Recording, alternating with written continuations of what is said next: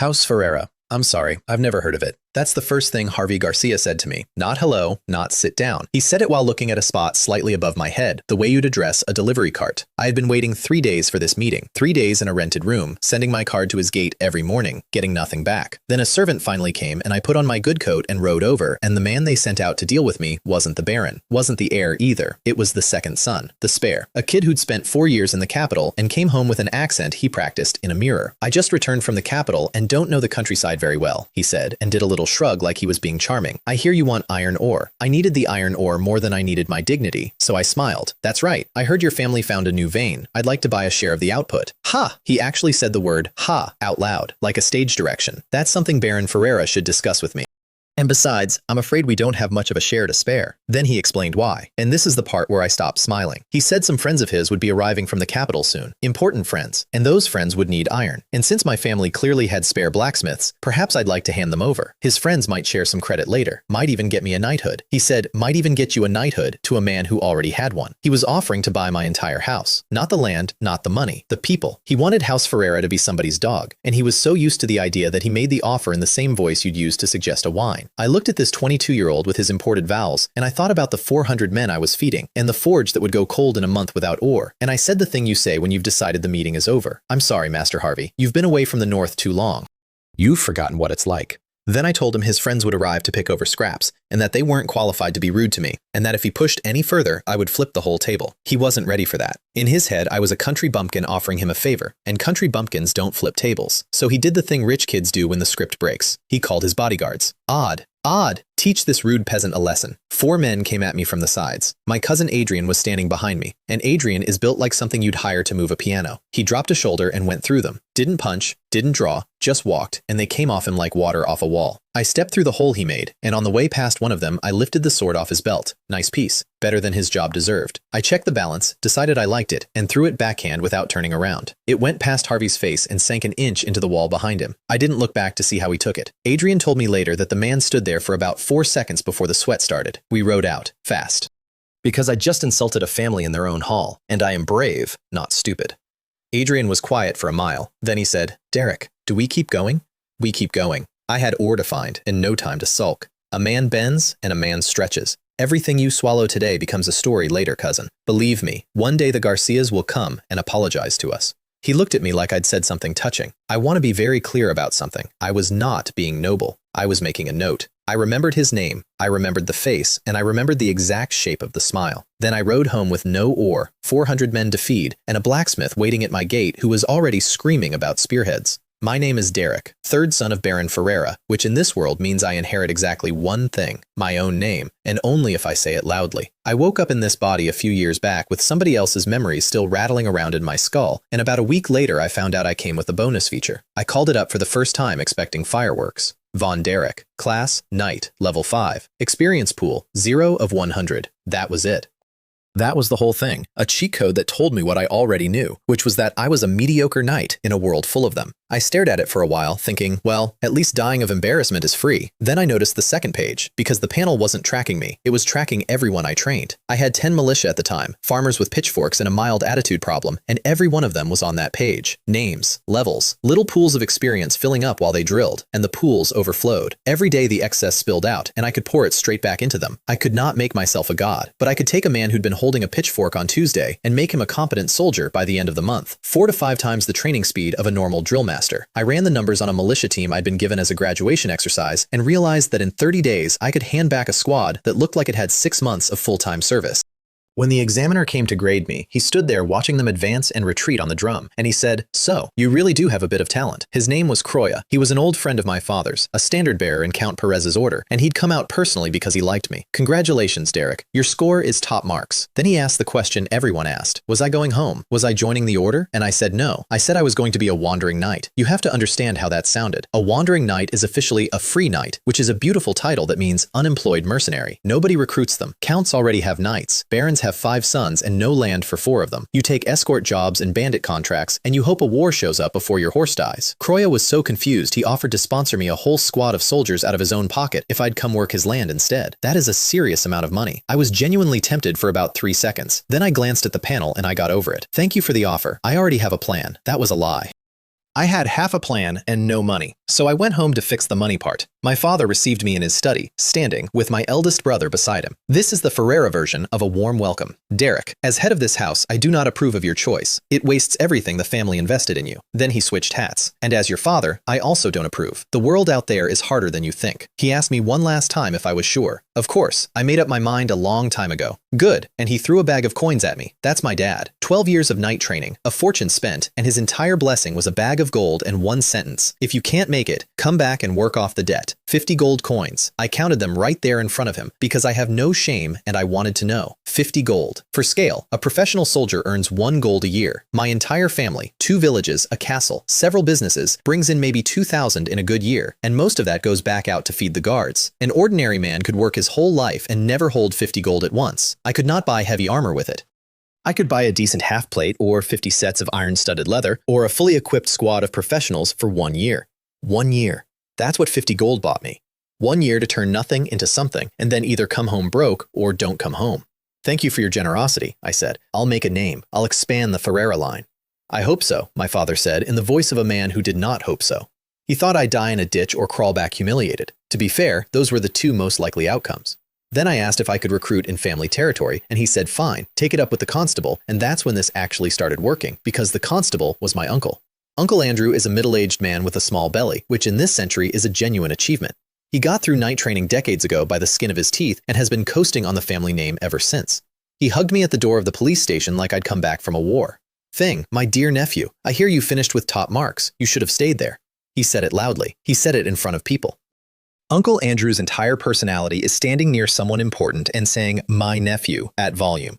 I don't say that unkindly. He knew exactly what he was doing, and so did I, and we were both fine with it. The man had a son and no inheritance coming, and I had ambitions and no manpower. We were going to be great friends. I told him what I needed. 10 new soldiers, 1 squire, and a blacksmith. He blinked at the last one. Derek, the village smith, can barely fix a plow. He couldn't make a decent sword if you gave him a year. If you just need weapons repaired, you don't hire a smith, you hire a repairman. Uncle, don't worry. I have other uses for him. Fine, fine. We just finished a militia rotation, all good young lads. I could give you 20 if you wanted. He'd already prepared everything before I arrived. Bedding, grain. He got me the drill grounds behind the station rent-free because, quote, it's all my brother's property anyway. Then he gave me a sword, fine iron, folded pattern all through the blade, the kind that takes a smith 10 days of hammering. 5 or 6 gold coins of sword. This is from my collection. Sadly, I can't swing one anymore. He patted his belly with real sorrow. I drew it one-handed and spun it through a few forms just to feel the weight, and his eyes went wide. That level, you're stronger than most of the family knights. Yes, I know.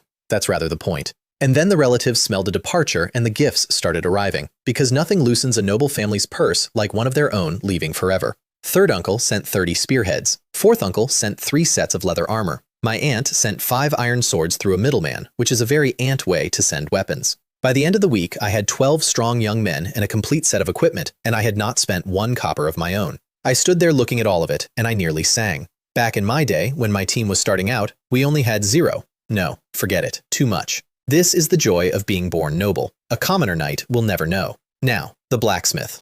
The village smith had a son named True, about my age, and the way volunteering works when a baron's son takes an interest in you is that your family volunteers for you very quickly before anything unfortunate happens to them overnight. Little True arrived at my drill grounds looking like a man walking to his own execution. I had him build a forge. Then I put a hammer in his hand and said, very gently, Little True, your family have been smiths for generations. Whatever you need, go home and get it. I'll pay. I only know how to fix farm tools and mend broken weapons. He was nearly crying. He genuinely thought I expected him to produce armor and would kill him when he failed. I know. Start with spearheads. They're for training. I won't blame you for quality. He did not believe me. Nobody believed me. That evening, he went home and explained the situation. And old True packed up every tool he owned and hauled it over himself. And when I wouldn't let him take his son's place, he stood at my gate with tears in his eyes and said, Kid, you have to hold on. You're my only son. I'm counting on you for my old age. Then he went home, shut the door, and reportedly told his wife they should hurry up and have another one. I'm told the shop stayed closed for several days. The next morning, we started training. Thrust. Recover. Thrust. Crack. The spearhead snapped clean off the shaft. I did not change expression. What are you looking at? You think you get a break because your spear broke? The enemy won't wait for you. Keep going. Thrust. Behind me, Little True's soul left his body. Here's what he didn't know. Every one of those garbage spearheads was filling his pool. True. Occupation. Army blacksmith, level 1. Experience pool, 0 of 100. He was on the board. That was all I needed. A month later, he was level 3, and level 3 meant his spearheads cost 30 copper in material and sold for 80. 3 to 5 a day. 200 copper of pure profit every day out of a boy who 6 weeks earlier could not make a nail. And True had no idea why. He just knew that every single morning he woke up better at his job than he'd been the night before. New ideas, new feel in the hands, progress you could taste. He got a little cocky about it, actually. I caught him muttering to himself one afternoon, "Could it be the old man's just bad, and he was holding me back?" Yes, True, that's exactly it. Nothing else is happening here. Certainly not a supernatural spreadsheet. I let him have it. A man works harder when he thinks he's a genius. But he also gave me the first real number of my new life, and the number was this. A village smith earns 2 or 3 gold a year. A level 5 smith earns 40 to 50. Same forge, same iron, same hands. Weapons weren't a trade. Weapons were the widest profit margin in this world, and the only reason nobody was printing money off it was that you could not reliably make a good smith. It took luck, decades, and a family secret you'd die before sharing. And I had a machine that turned any obedient man with a hammer into a master, given time. I sat with that for a while. Then I went and hired 20 more people. Uncle Andrew thought I'd lost my mind. "Derek, you train soldiers first and then figure out how to feed them. Recruiting men is easy, feeding them is the hard part. Loyalty doesn't survive an empty pot." He wasn't wrong. He had a 100-man guard behind House Ferreira and thousands of subjects paying for it, and even that ran thin. Me? I had a bag of gold that was already half gone, so I lied to him, cheerfully. "Uncle, I've landed a long-term guard contract. I'll be leaving soon, and I need the manpower. These men train here, and I collect them next trip. You haven't been scammed, have you?" I swear on Derek's honor, it came through Count Perez's connections. I said, "Count Perez," and then went slightly mysterious, and I watched Uncle Andrew's imagination build an entire drama out of nothing. Within 30 seconds, he decided I had powerful friends and was slightly sad he hadn't known. Every young man reading this learned to imply, it's cheaper than lying and holds up better in court. Meanwhile, I made a decision that I think was the most important one of that whole first year, and it looked like nothing at the time. I assigned Little True 2 apprentices and told him to teach them everything. He nearly died. In this era, forging technique is a family secret passed father to son and buried with the last one. You do not teach it. You especially do not teach it to strangers on a week's notice. He didn't refuse, obviously. There was a knife at the metaphorical throat. But he dragged his feet for the first while, and I let him because time would fix it. And time did. 10 days after I left on my first real trip, both apprentices hit official smith rank, and Little True had a small, quiet, world-ending realization. His apprentices were exactly as talented as he was. He remembered what I'd told him. No, not genius. Give me the right materials, and even a pig becomes a competent smith. He'd been laughing at me privately for weeks. Now he sat in a shed in the dark and did the arithmetic, and concluded that if skill was not a secret, then hoarding it was pointless, and the only smart move left was to be very, very obedient. If the panel tracked loyalty, his went up 50% that night. I watched it happen from 100 miles away, in a city, on a page in my head. So this is how you control people, I thought. Good to know. There's not much glory in outmaneuvering a country blacksmith's son, but you start where you start. The city was called Watchhold, second largest in the northern province, run directly by the kingdom, real army garrison, the whole thing. I took a cart of 1,000 pounds of wheat bran to sell, so the trip would technically show a profit, hired a driver, bought a wagon, and set out with a squad of very new soldiers who had never left their village. 10 days on the road. I spent most of them hoping we'd get robbed. I'm serious. I wanted a fight. My men had never seen blood, and I'd rather they saw it against amateurs while I was standing right there. But nobody attacks a dozen armed men over 12 silver of grain, so we arrived intact and disappointed. Watchhold was the first real city I'd seen since arriving in this world, which sounds pathetic, and is. Even Count Perez's castle looked like a shed next to it. Walls you couldn't see the top of easily. Guards who spotted our noble pennant and waved us through for a symbolic 50 copper. I rode in through the gate feeling quite good about myself, and then I stepped in something. I don't know what it was. I have chosen not to know. Somebody, at some point, had done something in the street, and I put my boots squarely in it. I'd been fussy about sanitation on my own land, kept the ditches clean, kept the villages from becoming soup. I had built a whole mental picture of what a great city would be like. That picture died at the gate under my boot. Right, I said. The world is completely different now. Then I sold the grain cheap to a Ferreira shop, found lodgings, and got to work, because I had exactly 2 goals in that city, and neither of them was grain. 1. See the world. 2. Find iron. Iron ore ran about 10 copper a pound and rendered about a third of its weight in metal, so a pound of iron cost you 30 in material and sold at 40 to 50. Looks like nothing, but a ton of ore cost 80 silver and turned into 300 silver of spearheads, and after labor and fuel, you cleared 250. which, spread over the 3 months it took 3 novices to make it, and the 3 gold a month it took to feed my people, meant I would have worked a quarter of a year to break exactly even. I did that math sitting in a rented room in Watchhold and laughed out loud. Because I wasn't in it for the 250 silver. I was in it for what 3 novices become after 3 months. Money was never the product. The men were the product. The money was just how I kept them alive long enough to become expensive. I bought 1 truckload of ore, small enough that nobody noticed me, which was the point. I came to Watchhold as a nobody and left as a nobody. I knew it wouldn't stay that way, but there's a particular pleasure in being underestimated in a city, and I wanted to enjoy it while it lasted. 3 months in, my gold was half gone, and I'd figured out something uncomfortable. I could not stay in my father's territory, not because he'd throw me out, because I was starting to make money, and money in someone else's house is a loan. 100 gold a year in arms sales is the kind of number that makes uncles curious and fathers thoughtful, and the first man who'd come for it, if it got big enough, would be Baron Ferreira himself. Not out of malice, out of arithmetic. What's a father-son bond worth against a revenue stream that size? So I gritted my teeth and spent 30 gold, most of my working capital, on a courtyard house in a corner of Watchhold. 1.5 acres, forge in front, living quarters behind, room for everyone. No space to drill soldiers. We made do. And then I sat in my new, empty, extremely expensive house and realized my men had a serious problem. They were getting very good at fighting people who weren't there. Levels were climbing, sure, but a level 5 militiaman who has never seen a wound is a very confident man who is about to find out something upsetting. With the panel behind them, I could produce the finest sword god of a 10-mile radius and then watch him come apart the first time somebody screamed. They needed blood. So I went to a tavern. Every town has one with a job board. Ours had a notice from the Goat Trading House. 1 squad of soldiers wanted, caravan escort. The manager was a thin, careful man named Vincent. I stated my name, my house, my training, my terms. Watchhold to Count Perez's territory, roughly a month, he said. I can pay you 3 gold. Losses are your problem. 3 gold. Let me tell you what 3 gold buys. A spearman squad costs about 20 gold a year to maintain, plus 10 to equip. A knight with a warhorse and armor is 20 gold up front and 10 a year after. So me and my squad, standing here in front of him, represent roughly 30 gold a year of pure burn.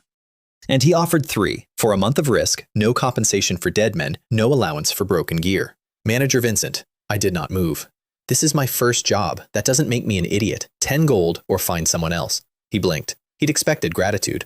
I'm an elite knight who completed his training under Count Perez. My soldiers are rigorously drilled veterans. You will not find anyone more professional. He didn't believe a word of it. I could see him not believing it. Real elites join the order. That's the logic, and it's usually right. But a knight out of the Perez system with a family name still beats a random sword for hire, and he knew it. You know the market. 10 is impossible. 5. And I'm only offering that because I've dealt with House Ferreira before. I kept pushing. He got irritated. 5 gold. If you weren't a knight, I'd be paying 4 at most. Fine. I know when the rope's tight. 5 then. First job, I'll give you face. Next time, once you've seen what I can do, you raise the price. He looked so relieved to be done arguing with me that he agreed to that too. We signed.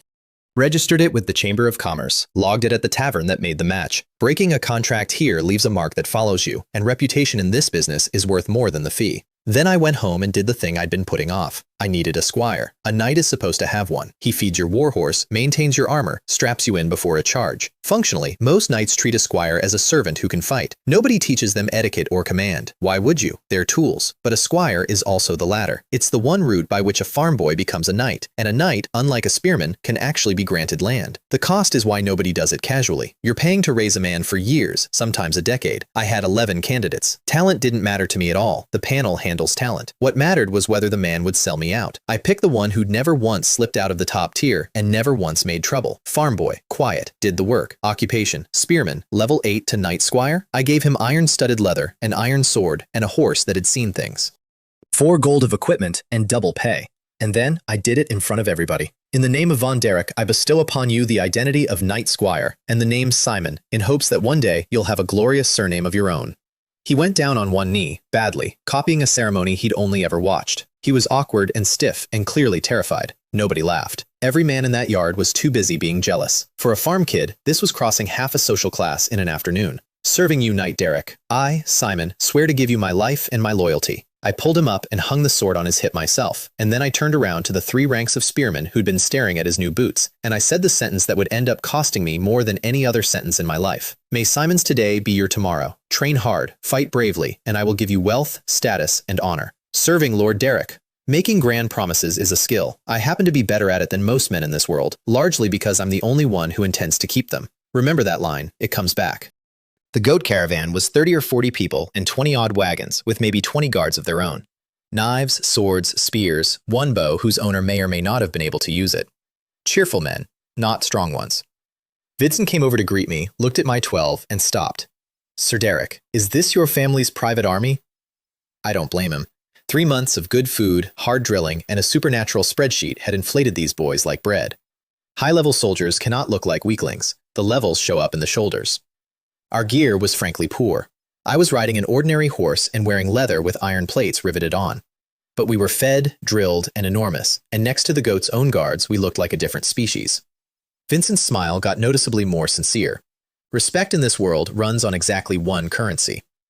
Manager Vincent, I said, I told you I was worth more. You'll be raising the price next time. No problem, he said warmly. He was lying. He'd already decided to hire someone else next time. Because a gold coin is a gold coin, and the odds of trouble are low.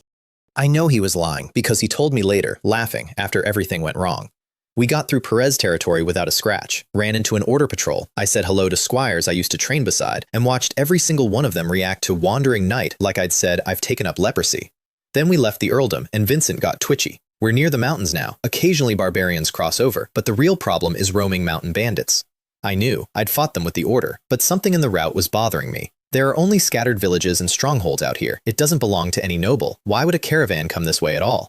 Because look at the map. This leg was a third of the journey and less than a tenth of the population. If they were selling ordinary goods here, they'd be losing money on every mile. Vincent didn't even hesitate. Furs, excellent material for leather armor. My master has connections with several villages, so we make the trip. Fine, furs it is. If it had been something worse, I'd have renegotiated my fee, loudly. So most of the danger comes from here. Yes. Mountain bandits are not professionals. They're mountain people. A man will sell you a fur in the morning and put a cloth over his face in the afternoon to take it back for free. And half of them don't even bother with the cloth. But you took the money, so you solved the problem. That's the job. I'd seen blood before, so I wasn't afraid. My men were terrified. The caravan regulars had gone quiet. The guards were gripping their swords too hard. Fear is contagious, and I had a squad of boys who had never done this. Pressure accelerates growth. Too much pressure breaks the man. So I fixed it the way you fix it. Relax. Don't be afraid. I don't know how many mountain bandits I killed back in the day. There are barbarian heads hanging in my living room. That is a lie. I have never had a barbarian head in a living room. I once helped suppress a bandit camp, and we killed maybe a handful. But nobody out there knew that, and my knighthood made it sound plausible. And in my previous life, I read enough web novels to fake a legend on demand. I could not write one. But telling 1 to 12 farm kids on a mountain road? That's easy. By the end of it, the bandits sounded like walking loot bags, and my men were laughing. Which is exactly what you want. A calm soldier makes fewer mistakes than a brave one. They came at dusk on the narrow stretch, and they announced themselves by pushing a rock off a slope. It hit nothing. Then about 100 mountain bandits appeared out of the trees, screaming, and a few arrows came down, short hunting bows, no power. One unlucky man took one in the backside, and everyone else was fine. But the feeling changed instantly. Being shot at by people you can't reach is deeply demoralizing, and Vincent's caravans started to come apart. Circle the wagons, everyone into the middle. I did not care about their numbers. I cared about time. The caravan needed 2 minutes to form up, and they were going to take 5, so I bought the time. Assemble, staggered ranks, prepare to charge. Firm voice, loud, and 3 months of drilling did the rest. My spearmen moved on instinct before their brains caught up. 10 meters, 20, long enough to build speed. Spears angled down. Pfft. Front rank went straight through the men in front of them, no dodging at that range. The chargers slowed. Some tried to hack the spears aside, and then the second rank spears came through the gaps. Thrust, recover, thrust. Mechanical, boring. It doesn't matter if you hit, the motion is the weapon. Strength, speed, a little technique. That's all the battlefield asks of a spearman. And a mob discovered what a mob discovers. Some wanted to run. Some wanted to charge. Several small leaders were shouting different orders at once. It fell apart in about 8 seconds. Step back in staggered pattern. Watch your feet. We backed off. They followed, hesitant, and their sub-leaders cursed and kicked their men forward. One big man kept taking the lead, over and over. Genuinely brave. The mountain people aren't exaggerating about themselves. If I'd had farmers instead, they'd have broken already. But given the choice, I still take farmers, every time. Fighting can be trained. Obedience can't. They got too close. Halt! Thrust! My line stopped and stepped forward in one motion, and the fastest man in their charge collected several holes at once. That did it. Nobody moved after that. We walked back into the camp, and Vincent came sprinting over, and I have never seen a man look at me like that before. Knight Derek! As expected of the Earl's order, I have hired countless mercenaries. I've never seen anything like that. He wasn't talking about the killing. He was talking about the countercharge. Elite units can charge. Almost nobody can charge, take ground, and then withdraw in formation while still under pressure. He'd never heard of it. He also, correctly, understood the implication. My price had just gone up permanently. I ignored him for a minute and checked my men. Nobody hurt. One man had taken an arrow to the chest, and the leather stopped it without breaking skin. We should also thank the bandits, honestly. Against actual troops, 12 men in that position would have taken real casualties. They tried once more that night, worked out a plan, decided to break through the wagons in one push. Should we negotiate with them? Vincent asked, sweating. Spend a little, avoid trouble, might even make the route safer. No rush. You negotiate after you've beaten them back. Otherwise, can you afford their appetite? I didn't even turn my head. I knew this next wave would end it. It did. They climbed the wagons and got chopped off the top of them, and the useless-looking cart barricade turned into the most solid fortress in the province.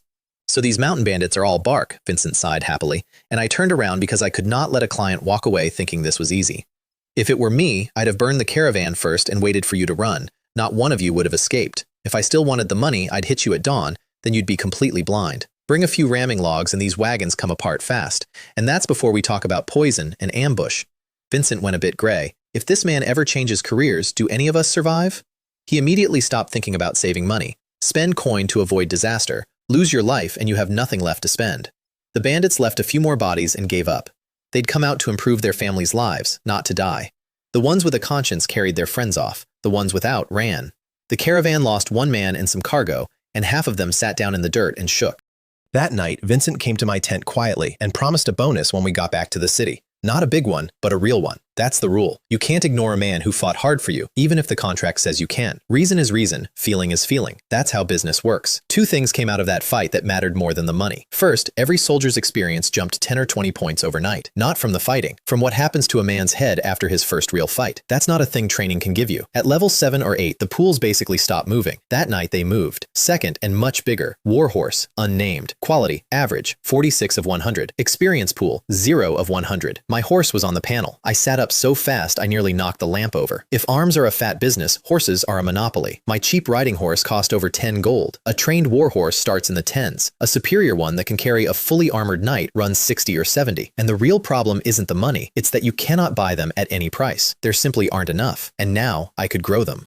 I didn't know yet what had made the horse register. The battle? Obedience? Based on how the men worked, I guessed obedience. And if that was true, I could do this at scale. I lay there in the dark, doing warhorse arithmetic and grinning at a tent roof. The last stop before the return leg was the deepest mountain stronghold, and the caravan stayed 2 days. The mountain people are xenophobic, and I would never have gotten inside without the goat's connections, so I kept my men on a very short leash and just stood there with my arms crossed, watching them trade and letting my presence discourage ideas. That's when I heard an argument. Vincent was standing over a man in rags. The man wanted wound medicine and was offering rabbit skins. These are all the rabbit skins we have. No, rabbit skins make gloves. They're worthless. That's premium wound medicine, and it's for my own use. The mountain man's arms corded up. He looked 1 second from swinging. Then he saw me coming and shrank back, and something flickered across his face. Fear, but not fear of a stranger. Recognition. He turned to go, and then stopped, because someone was lying in a bed back home, waiting for that medicine, and he couldn't make himself leave. Manager, give me the wound medicine. Next time you come, I'll bring you 10 wild boar hides. 10 boar hides is real money. Several sets of leather armor. Vincent's eyes lit up, and then he looked at the man's rags and curled his lip. Next time, try not to starve first. Get out of my way before I stop being polite. The mountain man's veins stood out. I put my hand on his shoulder. Friend, you look familiar. He jolted, tried to pull away, couldn't. He was strong, genuinely, unusually strong, stronger than most big men I'd handled. Not all mountain people are built like that. It's rare, but that's not what I was interested in. I don't know you. Let go. This isn't a place outsiders run wild. He shouted it, and heads turned all across the trading ground. Connections or not, causing trouble here is a mistake. I ignored all of it and called over my shoulder. Simon, get my wound medicine. Simon was back in under a minute. Friend, I mean no harm. I'll take the 10 boar hides. This is medicine I made for myself, better than anything on this market. Then I looked him in the eye and added, especially for stab wounds. He couldn't hold my gaze. He didn't know whether I'd recognized him, but his brother was dying, so he took the package with both hands and his jaw set like a man swallowing something. Outsider, I will bring you 10 wild boar hides. Good. I'll be waiting next time the caravan comes. If I'm not here, give them to manager Vincent. He got 3 steps away, then turned around, stubbornly. Knight, tell me your name. Von Derek. My name is Wood, and I will bring you the hides. Vincent came over shaking his head, full of pity for my wasted medicine. Sir Derek, these people have no knightly virtue. No, I think he's a brave man. I'm willing to give him a chance. How did you work that out? I smiled and said nothing. I'll tell you though, those few bandits who actually charged our spear line, the ones who kept getting up, kept coming, kept dragging their people forward, that was the strongest thing in that whole rabble. If I'd had a lesser unit, men like that would have broken us. He'd been one of them. I'd watched him take 3 spears and live. You want me to believe a man like that isn't worth recruiting? And besides, my things do not walk away that easily. Vincent never got an answer and spent the rest of the trip quietly certain I'd thrown my money away. The caravan bought a mountain of furs and turned for home. On the road back, another line appeared on my panel. Simon's rickety nag had registered, and within days it upgraded to normal quality. 3 gold of value out of thin air, and the profit wasn't the point. Heavy cavalry, fully armed and armored, is the deciding force of this age. Nuclear weapons with hooves, and you cannot have them without war horses. I now had a war horse factory, and nobody knew. Back in Watchhold, I logged the job at the tavern, a record for future clients, and a lever on my price. Vincent, wincing visibly, handed over 2 gold as a bonus, and Watchhold's mercenary world learned that a group of terrifying, well-behaved professionals had arrived. The money came in, the strength grew, and I was quietly, constantly, miserably anxious, because I could see the ceiling and it was about a foot above my head. Without land and people, everything I was building had a hard stop. My father's entire territory holds 4,000 or 5,000 souls. You cannot recruit from that forever. Freemen have their own fields and won't enlist. Serfs belong to somebody and can't legally move. Agriculture, livestock, people, all of it is somebody's property already. There's a lot of land in this world. Not 1 inch of it is unclaimed. 3 smiths barely covered my expenses. Expanding the business without a powerful backer just meant being eaten later. A small estate in the northern province runs about 5,000 gold. Work hard for 50 years and I could buy one, and leaving that to your descendants is a genuinely remarkable life by the standards of this century. Look at the Perez family, generations of careful management, and they own 2 small estates. I should have been satisfied. Satisfied my foot. I traveled once, I have a cheat code in my hand, and I'm supposed to spend it on comfortable? Also, at the rate this world kills people, I might not survive to 50 to enjoy it. There was only one way out, and it wasn't a business plan. I needed war, and I needed land nobody could legally take from me. And I had already picked out the man who was going to give me the second one. 4 months later, the goat caravan asked for me again, and Vincent voluntarily added a gold coin to the fee and quietly let me smuggle some personal cargo along. He'd stopped pretending I was expensive. The route was quiet, no bandits at all. That last defeat had probably scattered the group. I only got serious at the final stronghold. 2 days, as usual, and I stood at the edge of the camp, both of them, waiting for a man who owed me 10 boar hides. Vincent thought this was hilarious. Don't get your hopes up. I reckon that mountain man won't show. He earned money off these people and looked down on every one of them, which is a very consistent way to live. First day, nothing. Second day, nothing. All the way to evening. Traders came and went, more than usual actually. People from other villages drawn by the caravan's reputation, and none of them were him. Did I read him wrong? The nobles of this world will tell you mountain people have no honor. I didn't think so. He had a heroic air about him, and that's a neutral term, not a compliment. Men like that break laws, make mistakes, sometimes do genuinely evil things, but they do not casually break their word. Consider it a lesson learned, I thought, and turned to go. Feng, I'm here! I turned around so fast I nearly pulled something. Several figures were running up the slope with bundles on their backs. Wood in front, and, I noticed this immediately, Wood took a half step back when he reached me, and the others fell in behind him automatically, which meant Wood wasn't the leader. Then I saw the man behind him, and I recognized him instantly. That was the one who charged my spear line and collected several holes and somehow walked away from it. Thump. Several bundles of boar hide hit the ground. Feng, this is what I owe you. I, Wood, never lie. I didn't look at the hides, not once. They were worth real money, and I gave them exactly 0 seconds of attention. He keeps his promise, I said loudly. That's a real man. Wood's spine straightened about 2 inches. Last time he'd been begging. This time he was being praised in front of his own people. The man behind him had been watching me the entire time, and I could see him doing arithmetic.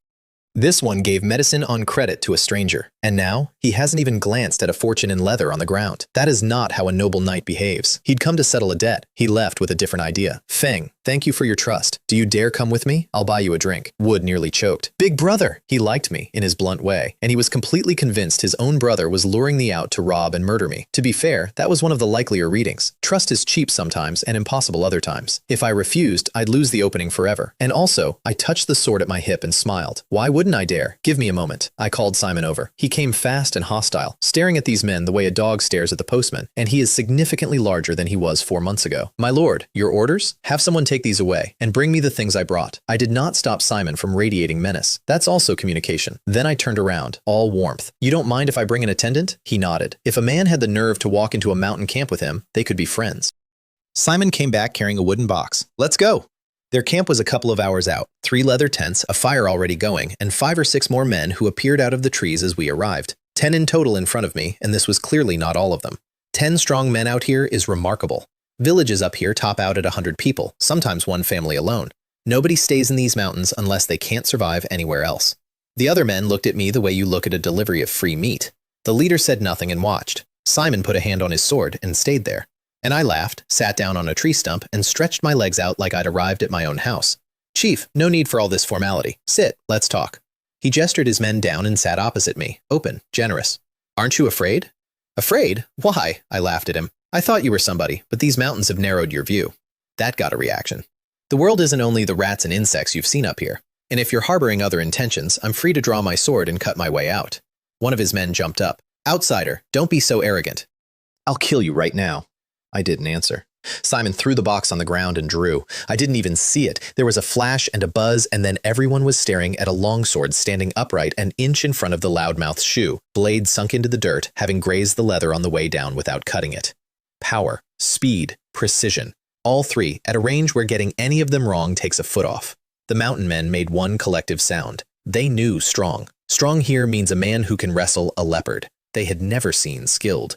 Don't treat me like the scum of the aristocracy, I said. There are fools among the nobility. There are also real men. Why do you think Louis was crowned king? Why does the name Perez still hold the northern province? I am Von Derek. I am not one of the wastrels you've met.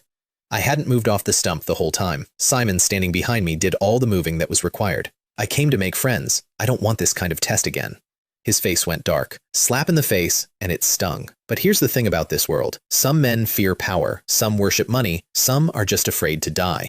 Everybody looks up to the strong, and in that clearing, that was me. He lowered his head, and I don't think he noticed himself doing it. I'm sorry. Outsiders are never friendly to us, so I'm sorry. My name is Lloyd. I'd like to be your friend. I didn't press. You never press after a man folds. Simon, open my gift. Show Chief Lloyd. Simon walked over to the loudmouth first, the one still frozen with a sword by his foot, pulled it out of the ground with no ceremony whatsoever, turned around arrogantly, and pried open the box. Sawdust. Then oiled paper. Then he unwrapped them one at a time. A deep black longsword, metallic sheen in the firelight, faint meandering pattern in the steel. A fine sword, somebody breathed. To mountain people, any weapon is treasure. This one was also beautiful. That was Little True's work, plus a personal polish from me. And I'll tell you exactly what I was doing. This thing was worth 5 silver on merit, and I had decided it was worth 10, and I would not have sold it to a man I didn't want to own. Simon laid out 5 of them in a row, and I could hear Lloyd breathing. He could not look away from them. He knew perfectly well I had ulterior motives. He could not make himself refuse. It took him a genuinely long time to suppress the urge to just take them. Sir Derek, what do you mean by this? Carrot and stick, and even heroes lower their heads. When it comes to friends, I can't say much for myself, but I am absolutely generous to my friends. Yes, let's be friends. From today, if you ever run into difficulty, use my name. It might be worth something in these mountains. He started to puff up, remembered Simon, and quietly decided not to finish the sentence. We roasted rabbit. They brought out their stores for me, which for people that poor is a serious statement. Over the meal, Lloyd fished around, assuming I wanted into the leather trade, and I let him keep guessing. Then I asked him to walk with me, and he understood immediately, and we got clear of the fire. His face went serious. He knew a friend was about to ask for something, and he didn't know if he could afford it. Lloyd, how's business, when you rob people? He'd been braced for it, so he didn't flinch.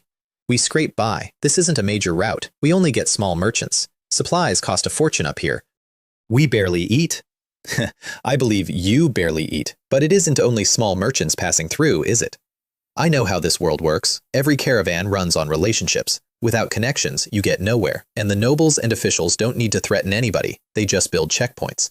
The law says 1 in 10. In practice, you're taxed at every gate, so your goods double in cost every 100 miles, and double again after that. There's no profit left. So the merchants go around, big and small, over the hills and down the back roads, and those hidden routes are the core capital of entire trading houses. There are fat sheep all through these mountains. Lloyd's people just couldn't eat them.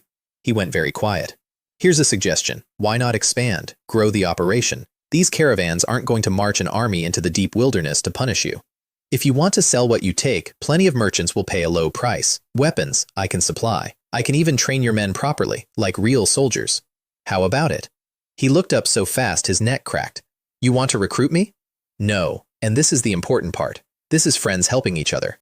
If you're willing to go out and grab a group of people, I'll happily pay money to buy them. If you buy weapons, I make a profit. The training is a gift, because that's what friendship is. I let that sit. We've only just met, but I believe mutual benefit makes friendship stronger. What do you think? He was already sold. He'd never been content hunting and scratching a field. As an exile, he had no chance of leaving the mountains any other way. Becoming a bandit king was the best future available to him. I gave it to him in one conversation and made him feel like it was a win-win. It was, actually. That's why it worked. He nodded, and both of us understood the conversation would never be repeated. I could not be seen directly running a bandit's career, and as for what other people might suspect, every nobleman has dirty laundry. It only matters if you hang it outside. Believe me, the most notorious bandits in any country have a noble behind them. Before we went back, I asked for one more small thing. I also need a bit of land, just a hilltop, ideally somewhere I can move a small amount of supplies to. Any recommendations? All the decent farmland up here is claimed, and clearing new ground costs more than it's worth. No, I don't want a farm. I want somewhere to sit. Oh, that's easy. And that's how, over roasted rabbit, I bought my first country. He led me in the long way, half a day walking a mountain stream, then the stream fed into a river and his men pushed rafts out of the brush. See? Follow the water in, easy going with the current, getting out is the annoying part. Which is a genuine problem, and I didn't care because I wasn't planning to move anything out of these mountains, and a river beats a mountain trail every time. We walked a full day, supplies riding the rafts, men scrambling along the bank, barely a path, nobody comes here. Then the trees opened, and I knew before he said anything. The river bends, the mountains pull back, a wide open floor of ground with a river in front and stone at your back. If it weren't for the fact that the entire ground was full of small rocks, it would have been superb farmland. That's why it was free. People imagine clearing land means digging a field. It means processing gravel and root systems, breaking clods by hand every year, praying there's no boulder under your topsoil. On ground this stony, you'd lose money for a decade and still not have good earth in 20 years. Only a madman would try to farm here. Even mountain people avoid it, which made it perfect. Thank you, my friend. I hugged him hard, and he let out a breath and looked genuinely happy about it. He never asked what I wanted it for. Even friends need a little secrecy. We built. The soldiers became laborers, which nobody complained about because soldiers in this world do odd jobs anyway. Everything we'd brought turned out to be not enough. There was nothing here. Not one thing. Lloyd brought men to help, and that's the only reason we managed. Wooden houses first, then a ring of stakes against wild animals. Lloyd's people set traps in the trees around us. Then the forge, because the forge was the whole point. The river bend was big enough that we'd have room for a drill ground later. The only real flaw was the footing. Even shod, a warhorse turned an ankle out here. Nothing's perfect, and with the panel, everything improves eventually. When Little True's furnace lit for the first time, I stood and watched the smoke go up in a valley that appears on no map in the world, and I thought, there it is. Then Lloyd went home with a load of borrowed weapons, and his men, who'd spent weeks working alongside my soldiers and picking up my drills in their spare time, went with him. They'd been on my panel the whole time, temporarily filed under Mountain Bandit, up a level or two each, and they now had professional military doctrine on top of it. Men, weapons, fighting spirit. Time to expand.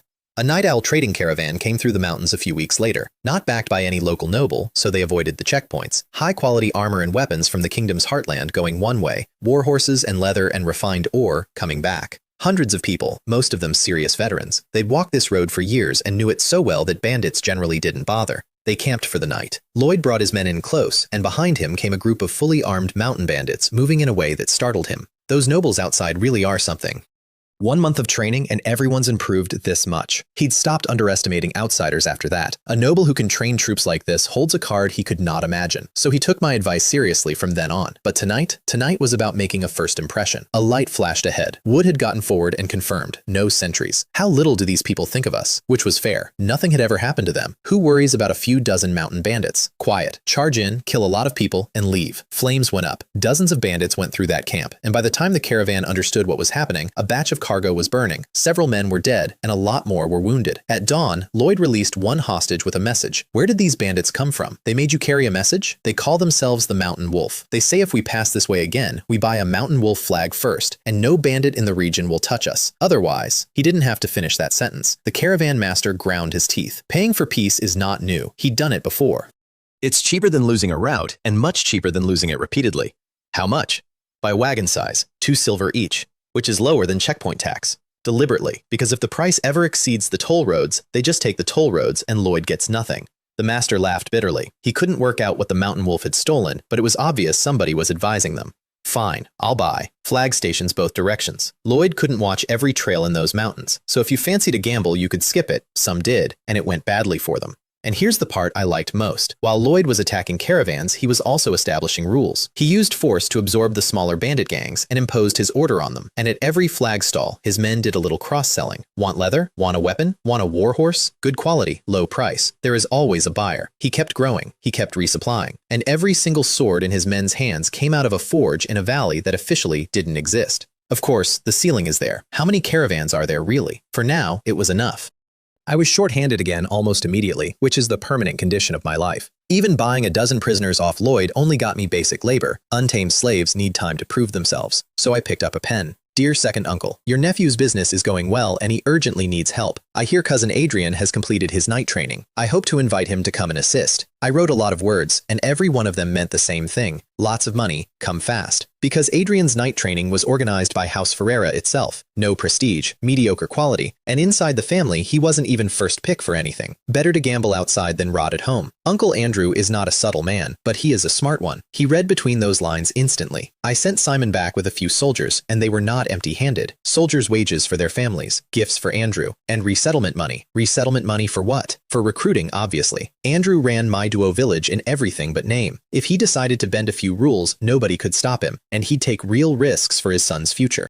If his brother found out, worst case he gets shouted at. Could a man really punish his own brother for quietly helping his own nephew? I had worked out how this world's relationships operate, and I was using every one of them. Simon rode into that village, and Andrew nearly didn't recognize him. He'd left a farm boy. He came back in iron-studded leather with a black longsword on his hip, built like a barn, radiating something unpleasant. Andrew genuinely thought a wandering knight had come to town, and beside him stood a real warhorse, not a filler animal. Andrew did the sums on that outfit, 10-20 gold minimum, and remembered that when his nephew left, he'd been riding a pack horse. That's too fast, he said out loud. That's way too fast. Simon knew Andrew and my relationship, so he bowed first, which was correct. Constable, I have a letter from my master to you, and letters to be forwarded to Baron Ferreira and others, and some gifts. Because I hadn't only written to Andrew, you never write to only one person. Andrew dragged him home, away from the crowd, and asked what I was doing. Simon was vague. Business, he said. Some business. Which in this era means a serious operation, because nobody just runs a business. Is someone from Count Perez's side backing him? Andrew wondered. Excellent grades, an inexplicable departure from the order. Has my nephew become a frontman for somebody important? He read my letter and understood everything I hadn't written. So, should he accept his nephew's invitation? Of course. Adrian at House Ferreira would become a standard bearer at best, and probably not even that. The eldest brother's sons and all the other branches were already fighting for the same handful of posts. The generation after that would be farming. Without titles and land, family honor lasts exactly as long as the money. Then Simon presented the gift at exactly the right moment. A box of long swords, 10 of them, worth about the same as that fine sword Andrew had given me, except that with labor excluded, they'd cost me about 1 gold to make. That settled it. Simon, you're coming with me to Ferreira Castle. Now, they rode fast. My father summoned Simon, questioned him, and got nothing. He didn't push. He'd already worked out that his son was doing well, and had decided that was a good thing. He also spotted Andrew's little scheme, and let it go. House Ferreira has to look fair on the surface. Behind the scenes, bias is normal.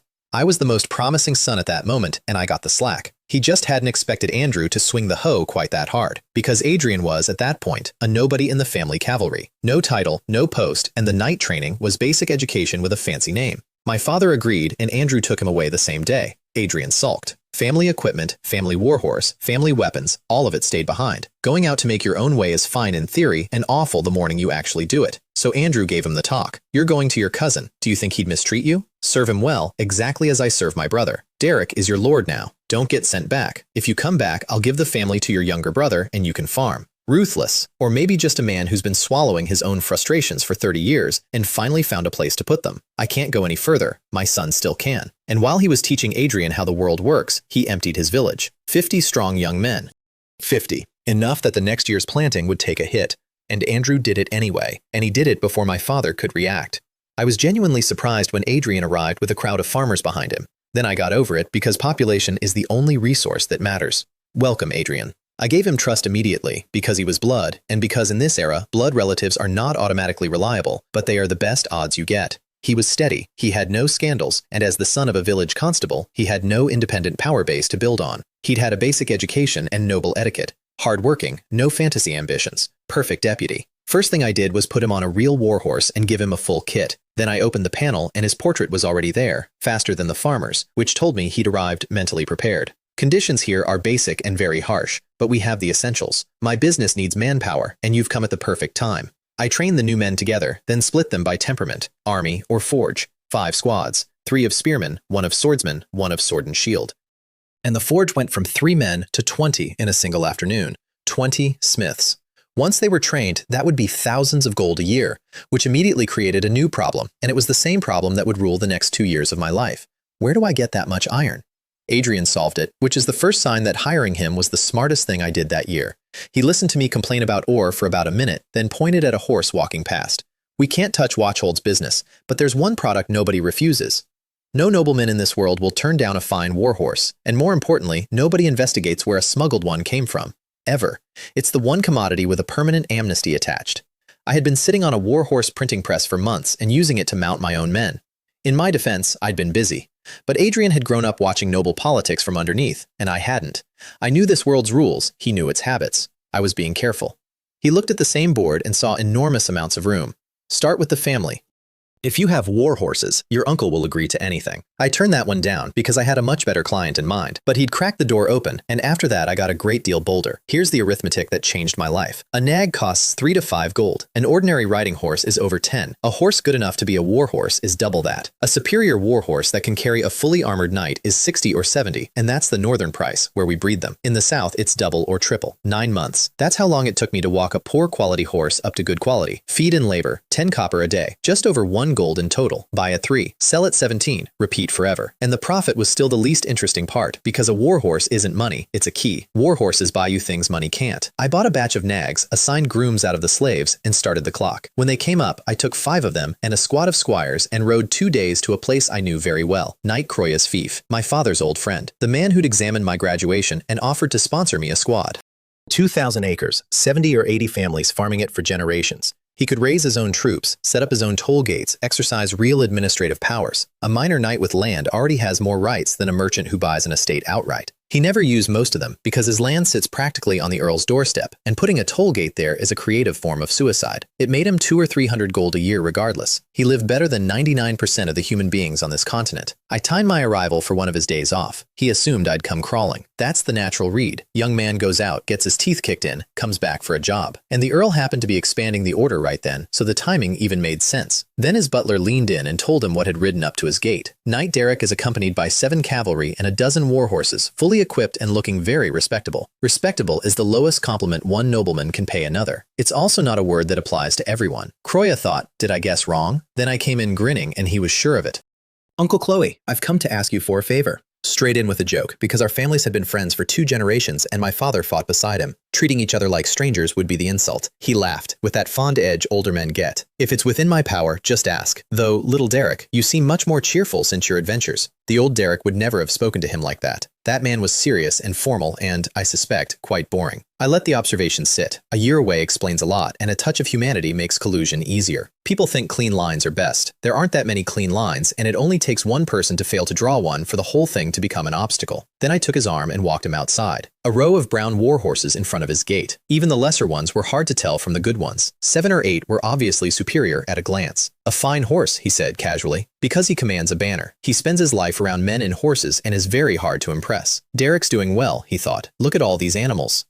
Little Derek, are you here to show off? Shall I take you back to the order for a lesson in horse breeding? I walked down the steps and stood in front of them. Uncle Chloe, you asked where I'd been. This is where I've been. What do you think? Satisfied? That's when he stopped being casual. He came down the steps and started actually checking them. Teeth, hooves, legs, coat, and that horse stood perfectly still in my hand, occasionally shaking its head because it had been trained by a spreadsheet. Give it to me? Then I'll take it. Keep it. That one's a gift. The other 4 I'll sell you at cost. Croya doesn't lack war horses personally, but they're scarce on the market. Count Perez is short of war horses. Scarcity is always in demand. How much? Take those 4. They're only low grade among war horses. 20 gold each. How about it? Not expensive. It also wasn't cheap. It was market, but I wasn't selling for money. I was selling for access. And market price with a free horse on top is a friendly number. I'll take them all. If you have more like this, come back to me. 80 gold, buy 4, get 1 free.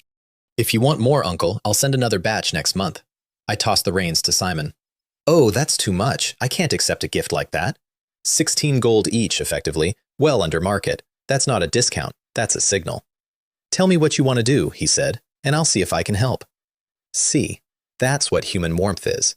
Give a gift to the wrong man, and there's no way to hand it over. The particular ones refuse you. The greedy ones take it and complain afterward. We went inside because the rest was not for a courtyard. Uncle Chloe, this warhorse of mine isn't from a northern estate. And besides that, I also deal in weapons, armor, and people. He stroked his chin. War horses are dearer in the south, too far west, and you're from further north than that. Cheap, yes, but if the capital finds out you've been sending weapons and armor to embargoed buyers, they'll skin you. The monastery will be furious. He was assembling a story where I was smuggling to the barbarians, which is a thing plenty of northerners do, and which would explain the horses beautifully. I let him build it. Then I stepped in at exactly the right moment. I also sell weapons and armor. I just need people, food, and ore. That shouldn't be difficult, should it? I can understand where the war horses come from. Where did the weapons come from? In the south, due to certain unforeseen circumstances, our trade routes overlap somewhat. So, I was vague. He didn't dig. For this kind of business, silence is the professional standard. Then there's no problem. Plenty of people run arms in the north. One more makes no difference. From now on, I buy all my weapons from you, as long as the price isn't above market. Easy as that. He didn't care where the metal came from. He'd even open a few markets for me. And remember, he's a standard bearer under Count Perez, which is not a low place to stand. We drank that evening and he talked, and I listened very carefully, because information was the actual product I'd come for. Nobles hoarding war supplies. Count Perez quietly expanding the order. Slowly, which meant no immediate emergency. Useful. Extremely useful. I left a contact address in the morning and rode to Watchhold to order ore and pig iron from several houses at once. My city shop became an outpost, refining ore, moving supplies, keeping a squad on hand for small mercenary work, expand the network, build the reputation, and then I went home to the mountains and found strangers working my forge. Has Lloyd been here? Little True, thoroughly domesticated by now, was handling management as well as training. Yes, he caught a group of fat sheep who tried to slip through without following the rules. These slaves are the cargo. How many? 22. Some ran, apparently, or there'd have been 50. A slave transport? Shame about the ones that got away. Then True got to the awkward part. Lloyd's people say each slave will cost 5 gold. They're trained slaves, not raw. Apparently they go for over 10 in the south. 5 gold. Now, 5 gold is nothing to me. A healthy adult slave runs 6 or 7 on the northern market. That's fair. The problem was that Lloyd had been selling me prisoners at 1 gold, and a price that jumps 5 times in one delivery is not a price. It's a question. 3 gold each. Tell Lloyd's men that if they don't agree, we take them all anyway. Then, immediately after. And if he agrees, compensate him. Discount the weapons, or throw some in as a gift. Your call.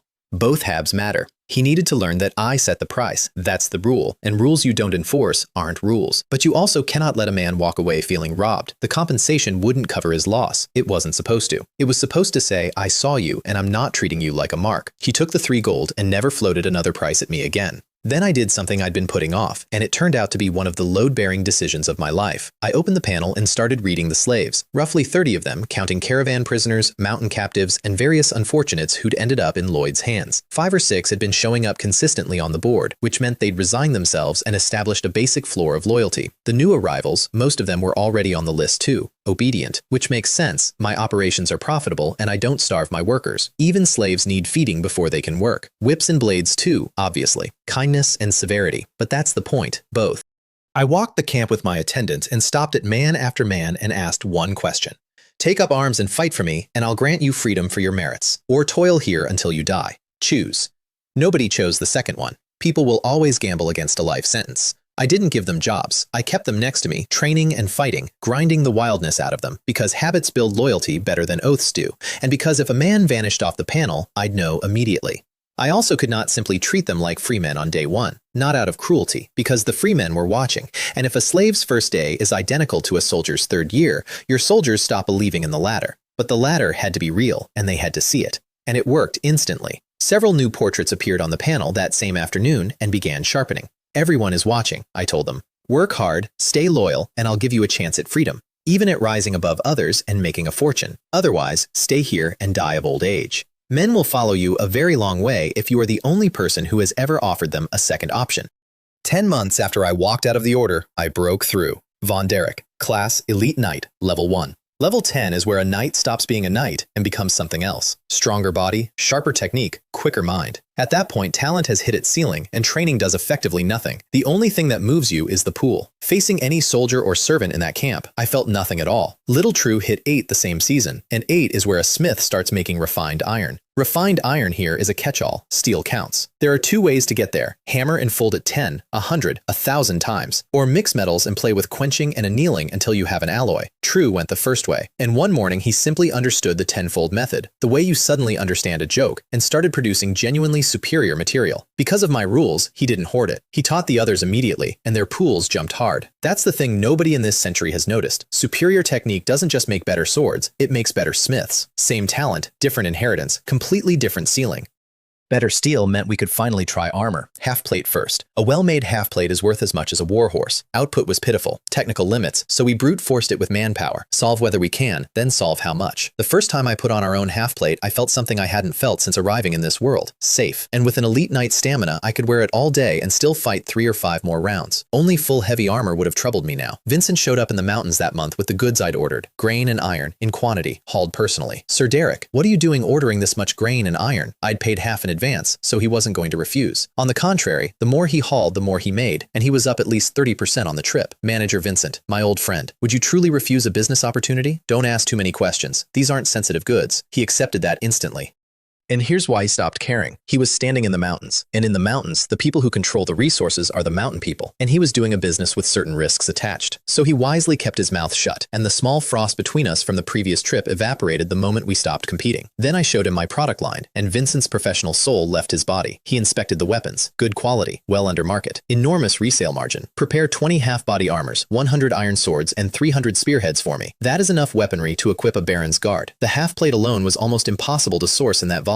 Production everywhere is frighteningly low. That single order was 200 to 300 gold of profit for him. Deliver next time you come. Can you actually move that much? Of course, you underestimate my trading house. He was confident, and I found out why later. He already had word that weapon prices were going to climb. He decided on the spot to come into these mountains more often. His mountain people trade shrank, and his Derek trade grew, and he started wishing he could make the trip daily. What limits a caravan isn't the road, it's the market, and I had just become his market. No sooner had he left than Kroya's messenger arrived, bought 10 more horses and a pile of assorted weapons, and left me several hundred gold richer. 2 orders, 3 months of production booked solid, and I stood in the middle of my own valley, watching my forge run at capacity, and said the word out loud like a curse. Population. Population. Because the only thing limiting me now was how many hands I had, and there was no legal way in this world to get more. Then it was New Year, and I went home. A year gone. Time to be seen. I brought a squad of soldiers, a cavalry escort, and several wagons of gifts, which is why it took 11 days to travel a road I could have ridden in 5. Adrian volunteered to stay and mind the camp. He knew that was my home, and it could not be out of family hands for long. I argued for about 2 minutes and gave up because he was right. Everyone was back. My second brother Sergei, serving in the Iron Lion Legion. Marco, the eldest, running things at home. Sharif, the fourth, still a squire under some viscount.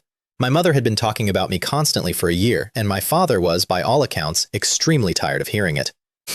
Gone a year and only sent 1 letter. I thought he died somewhere. He actually knows the way back. Sir, young Master Derek has brought gifts. Why don't you go and look? Said the old butler, offering him an exit. It's enough that he can support himself. He didn't need to bring me anything. I don't want him coming to me for money when he's poor. Then he got up immediately and went to look. For the record, he had been quietly tracking me the entire time, including my correspondence with Kroya, and knew perfectly well I was doing fine. He also knew smuggling is a business where you lick blood off a knife's edge. Look at the men Lloyd killed if you want to know what those margins cost. By the time he strolled into the castle drill grounds, he was the last one there. Sharif was bouncing around a black warhorse like a lunatic. Third brother, you're so great! I finally have my own warhorse. Sharif, as a squire, had been riding a borrowed animal that belonged to his instructor. My father would only have bought a warhorse for a son who stayed home. Sergei's kit came from the kingdom. Northern nobles are tough and poor and famously stingy, and Ferrara Castle is built like a military installation, because it is one. Marco and Sergei were not looking at the horse. They were looking at my men, swordsmen better equipped than House Ferrara's own soldiers, and my squires, iron-studded leather, fine iron longswords, gauntlets, helmets, war horses. Simon in half-plate with his horse and leather barding, because following me involves more than training. There'd been a certain amount of guesswork with Lloyd's people, cracking down on unlicensed thieves. Who hasn't had blood on their hands after a year? Good heavens, Sergei thought. This is no wandering knight. A poor baron wouldn't dare put on this show. He immediately started trying to work out which part of the northern province had a new bandit king in it, because how else do you accumulate this? My father saw it too. There was a flash in his eyes, and to his credit, that was all. Then he slapped Sharif across the back of the head. What are you yelling about? Could you even afford to feed a warhorse if I gave you one? Everyone's attention successfully redirected. Where's the gift? That was to me. I know, my father. I gestured, and Simon brought the box. Open. A complete knight's kit. Helmet, arm harness, gauntlets, half-plate, fald, knee cops, iron boots, a 10-fold forged knight's sword, a lance head, a hand shield, and, at the bottom, an iron chanfron and mail for the warhorse. Not full heavy armor, a lower-spec knight's set, which is still, absolutely, a thing a family passes down for generations. 100 gold. That's a bargain, and everybody in that yard knew it, roughly a small estate's annual output. And the real point isn't the money. The point is that you cannot buy this. Not for a premium, not with connections, not with luck. There are only so many high-quality knight sets produced in the whole kingdom in a year, and they're spoken for before they're finished. I didn't own one myself. Little True's team worked overtime for a month to make that, and it was always going to my father. Because I fully intended to fleece a great many more people afterward, and this was the sample. There was showing off involved. Obviously there was. If you get rich and powerful and don't go home and swagger a bit, what exactly was all the work for? Are you planning to hide under a blanket and laugh to yourself? And the effect was exactly what I'd pictured. Everyone in that yard was stunned. House Ferreira's best piece of equipment is a suit of black heavy armor. Full plate, covers everything including the eyes. You can only see through the gaps. The first Baron Ferreira wore it and fought his way to a title in it. Several generations built on that. Almost nobody can actually wear the thing. My father never has, not on a battlefield. Honor inherited from history is heavy and slightly distant. The thing in that box was right in front of them. Sergei stared. He's a junior officer in a Royal Legion, and even the Royal Legions don't get treatment like that. He had never dreamed of gear like that. Marco can't fight, but he knows a price. Sharif tried to physically climb into the box, and my father went somewhere else for a moment, because equipment like that isn't about money. He isn't generous, but if someone offered him that, he'd pay, gladly. The more the better. Then he'd put it in a vault and wait for the day it mattered. For a set like that, a knight might swear allegiance to you. That box was the moment my father actually understood what had happened to his son. This kid has grown up fast. He's capable of talking to me as an equal. He's the head of House Ferreira. He can't only care about family feeling. I don't know if that's what Derek meant by this, but if he did, then he's really grown up. I am very pleased with your gift, Derek. Then, slower, I think we can find an opportunity to have a proper talk. Of all his sons, I was the first one who ever got that sentence. The talk happened 3 days later, behind a closed door, and it was the third time in a month I'd heard the same word. War. Sergei had it first. The Iron Lion Legion had increased training intensity, suspended some retirements, and started recruiting hard. 3,000 standing men, projected to hit 5,000 within a year. Then my father confirmed it. The kingdom's strength has recovered fast these last years. It may soon launch a war of revenge against the barbarians. Here's the history. 30 years ago, the old Holy United Kingdom tore itself into 3 pieces, and while everyone was busy, barbarians came down from the northern waste and took an enormous amount of land and an enormous number of people. Nobody has ever taken it back. The 3 southern kingdoms have spent 30 years hating each other instead. Now the Lock Kingdom had money again, and the northern province is the front line. Many people are preparing. The family has decided to expand the private army. Derek, if you stayed, you might get your chance soon. That was the pitch, and underneath it was my father's own small, entirely reasonable ambition. Perform well in a war of reconquest, and House Ferreira might get 1 or 2 more fiefs out of it. I was very calm about all of it. War is inevitable. Weapon prices have started rebounding, and people are stockpiling grain. If war comes, I'll be there. I could see it in the market before anyone told me. I had personally added supply to the arms market that year, and prices had stopped falling and turned upward anyway. That does not happen naturally. We talked for hours, my father speaking, Marco and Sergei chiming in, Sharif silently absorbing. Across the whole kingdom, House Ferreira is a country bumpkin. In the northern province, we're local power. Narrow it to Watchhold, and we're the local bullies. In a war, they'd field 100 regulars and 200 or 300 militia. If my father took the field personally, he might get a 1,000-man command out of it. Even Count Perez has to court men like that. Then my father made an offer nobody in that room expected.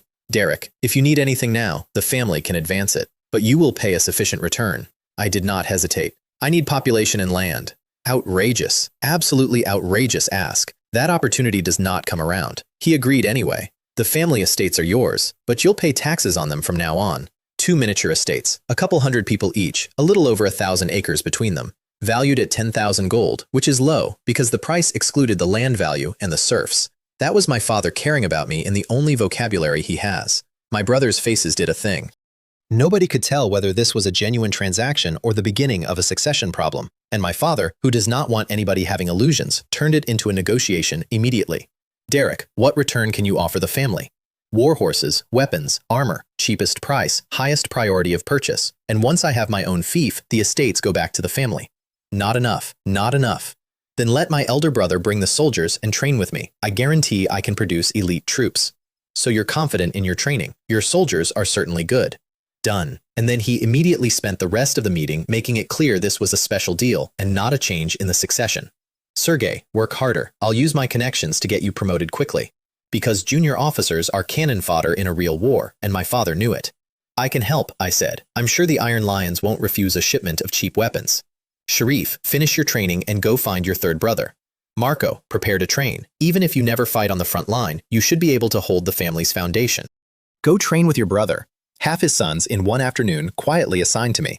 After the new year, I took the estates and did 4 things immediately. Recruited, built, fenced off land for horses, and, this is the one that mattered, abandoned the serf management model entirely and openly recruited free people. Serfs are more profitable per head. Free men come. I was running between 3 locations, training as I went, and thank God for the squires, because by then they could train soldiers and run errands without me. 2 months evaporated, and then Lloyd sent me a message that changed everything. A large slave-catching caravan was coming through the mountains. I mobilized nearly every soldier I had and rode for the mountain base, where Lloyd was already waiting. Explain. This slave team has passed through 5 times, each time bigger than the last. I didn't want to say it, but the brothers I've spoken to heard a Holy Cross Kingdom accent.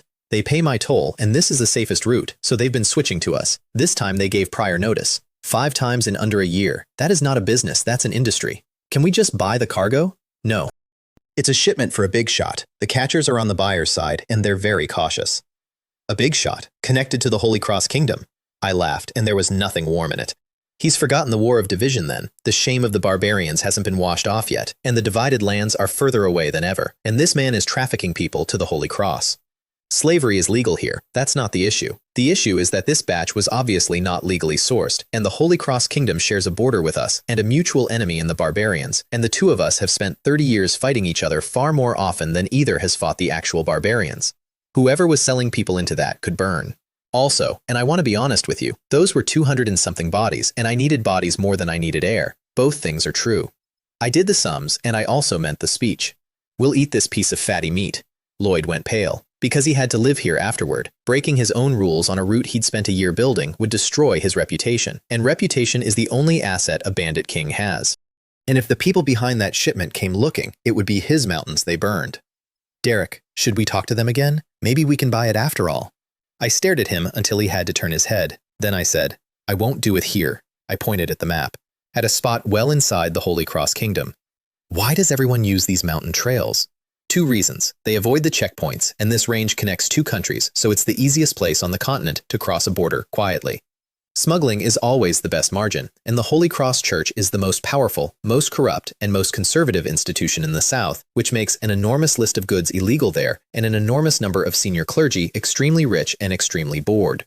Lloyd let out a breath he'd been holding for a full minute. Then, embarrassed, I'll bring some men to help you. No need, I'll handle it. Flat refusal. He could know. He could not participate. That's not distrust. That's the difference between a friend and a liability. It's not that I don't trust you. It's just, reputation matters to me. I understand. We're friends.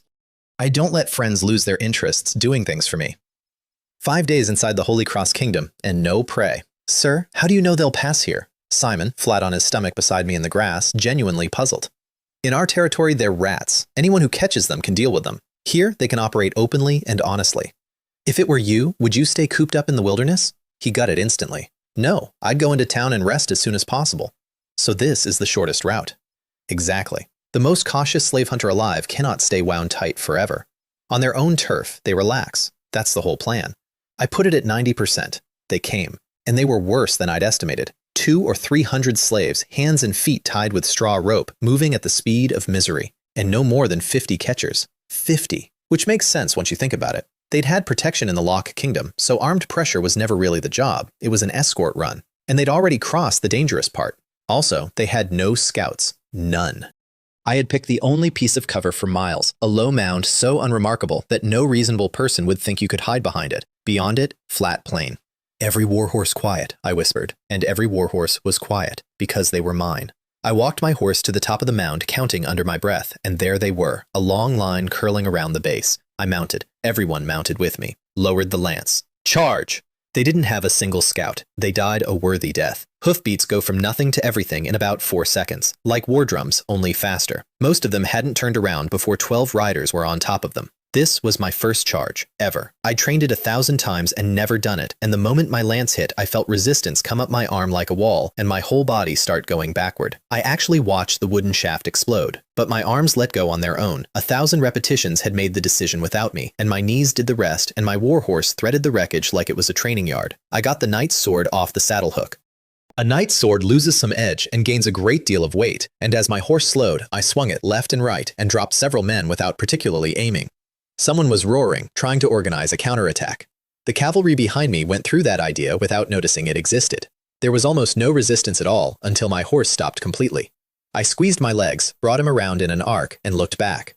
Every rider still up, every one of them covered in blood.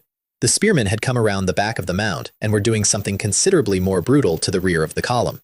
Half the catchers were already gone. It's decided. I'd been so nervous during the charge that I forgot to be nervous, and now, looking back at it, it was the best thing I had ever felt. The cavalry looped, picked up speed again, and cut in from the flank of the spear line. What organized resistance they'd managed evaporated. The last of them, cornered, went a bit mad.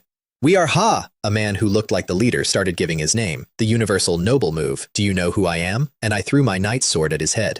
"That sword weighs about as much as a brick." It ended the sentence. "Leave no survivors." The spearmen moved forward, mechanical, on the drill call. It took moments. Clothing and loot collected and burned. Bodies dragged off by horse and dumped. Aside from the bloodstains, nothing. Withdraw. The place was remote, but the operation had powerful backers, and if it didn't report in, someone would come. There are also a great many wild animals out here, and I don't know how many pieces of those bodies were left by morning. With the investigative capacity of this era, the perpetrator would never be found. Then I had my men loosen the ropes on the slaves' feet. Just the feet. Hands stayed. "We are soldiers of the Lock Kingdom," I announced. "We're here to rescue you. This is the territory of those bastards from the Holy Cross Kingdom, and you certainly don't want to find out what happens when a runaway gets caught here. So come home with me quietly and wait for further instructions." 268 people walked with me for days, and not one of them ran. I think it was the word home. Some had died on the road. There should have been 300.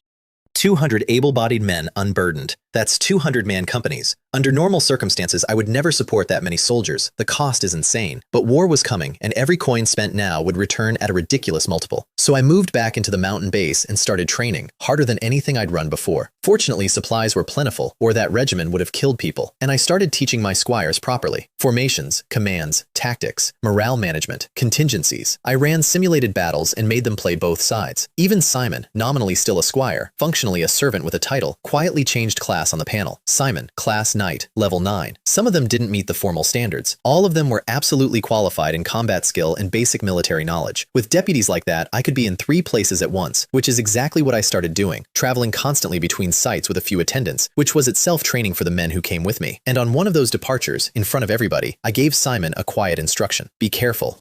I think there are still some resentful men among these slaves. Relax the supervision a little. Give them a chance."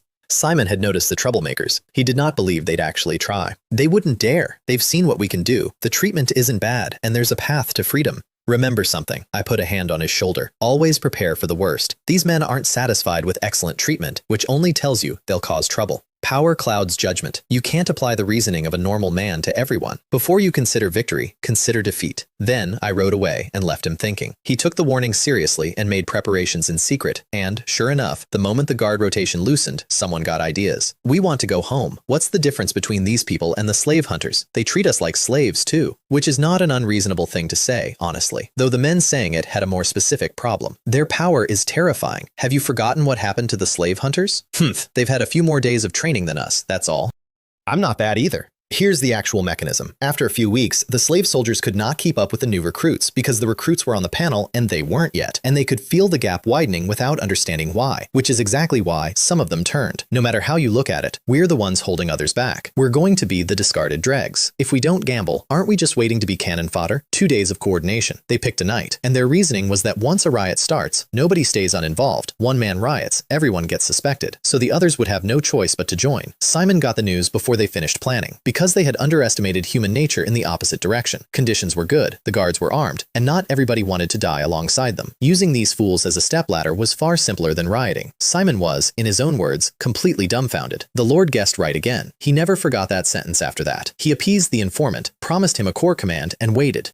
At midnight, a group of slave soldiers slipped out of the barracks to steal weapons. Torches went up around them one at a time, then a ring of fully armed men. Kill them. He didn't stop there. He woke the entire camp and made every single man watch, and told them exactly what betrayal costs. Far away at the estate, I noticed several new names had appeared on my panel, and thought, something happened. Then I forgot about it. Small matter. The estates became a factory and a barracks, and something else appeared on the panel that I had not expected. A third page. First page, me. Second page, the army. Third page, the manor. Civil administration. Farmers were on it. Same land. 30 to 50% higher yield, which sounds modest until you multiply it by every field I would ever own. I also settled the families of my artisans and officers on those estates. Little True's father moved in. That is not sentiment. That is insurance. The panel is not a guarantee. A man's attitude can change, and he can vanish off the board at any moment. And even if I react in time, I've still lost him. Housing his family halves the odds. Everyone sleeps better, including me.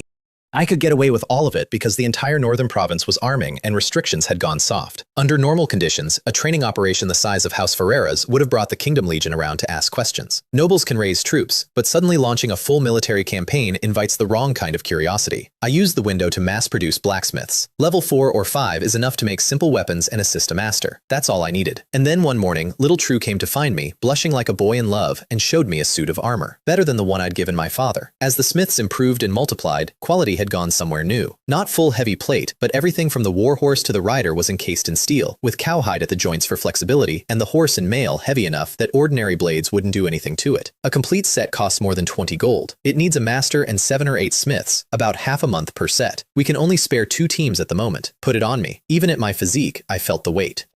The mail joints rattled when I walked, though not loudly. I moved around, drew the knight's sword, swung it through some forms. Reasonably flexible. Certain techniques definitely closed off. But there's a thing about heavy protection that people forget. It lets you ignore danger. And ignoring danger is a weapon of its own. With an elite knight's constitution, a man could wear this all day. Outside of blunt force from heavy weapons, ordinary light arms will barely scratch him. Excellent value. Compared to true heavy plate, 20 gold per piece, 40 for a set. This was a bargain, and I didn't need true heavy plate yet. Design me a heavy infantry set next. Base the weight on this one, called heavy infantry, actually leather plus iron. For this era, already beyond standard, I wanted an arrowhead force, something that goes in first and does not stop. True made a face and went away to work. Meanwhile, the horse farm crossed 100 head, selling 10 a month as superior war horses and keeping some back for breeding. That number was the limit of my manpower. More than that, and I couldn't watch them all, and unwatched is exposed, which made me want an autonomous territory so badly it kept me up.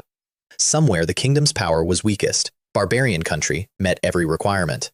I looked north on the map more than I should have. Then I went to check my brother's training, and the world changed schedule on me. Baron Ferreira had kept his word. Half the family army, most of the cavalry, and every knight he sponsored. All of it sent over and drilling under my squire's regiment. Marco was sweating through his shirt at the front of them. Over 300 men in a few months, and honestly, even without me, my father could have produced a decent army. Nobles at every rank across the north were doing the same thing. Merchant sons were doing it.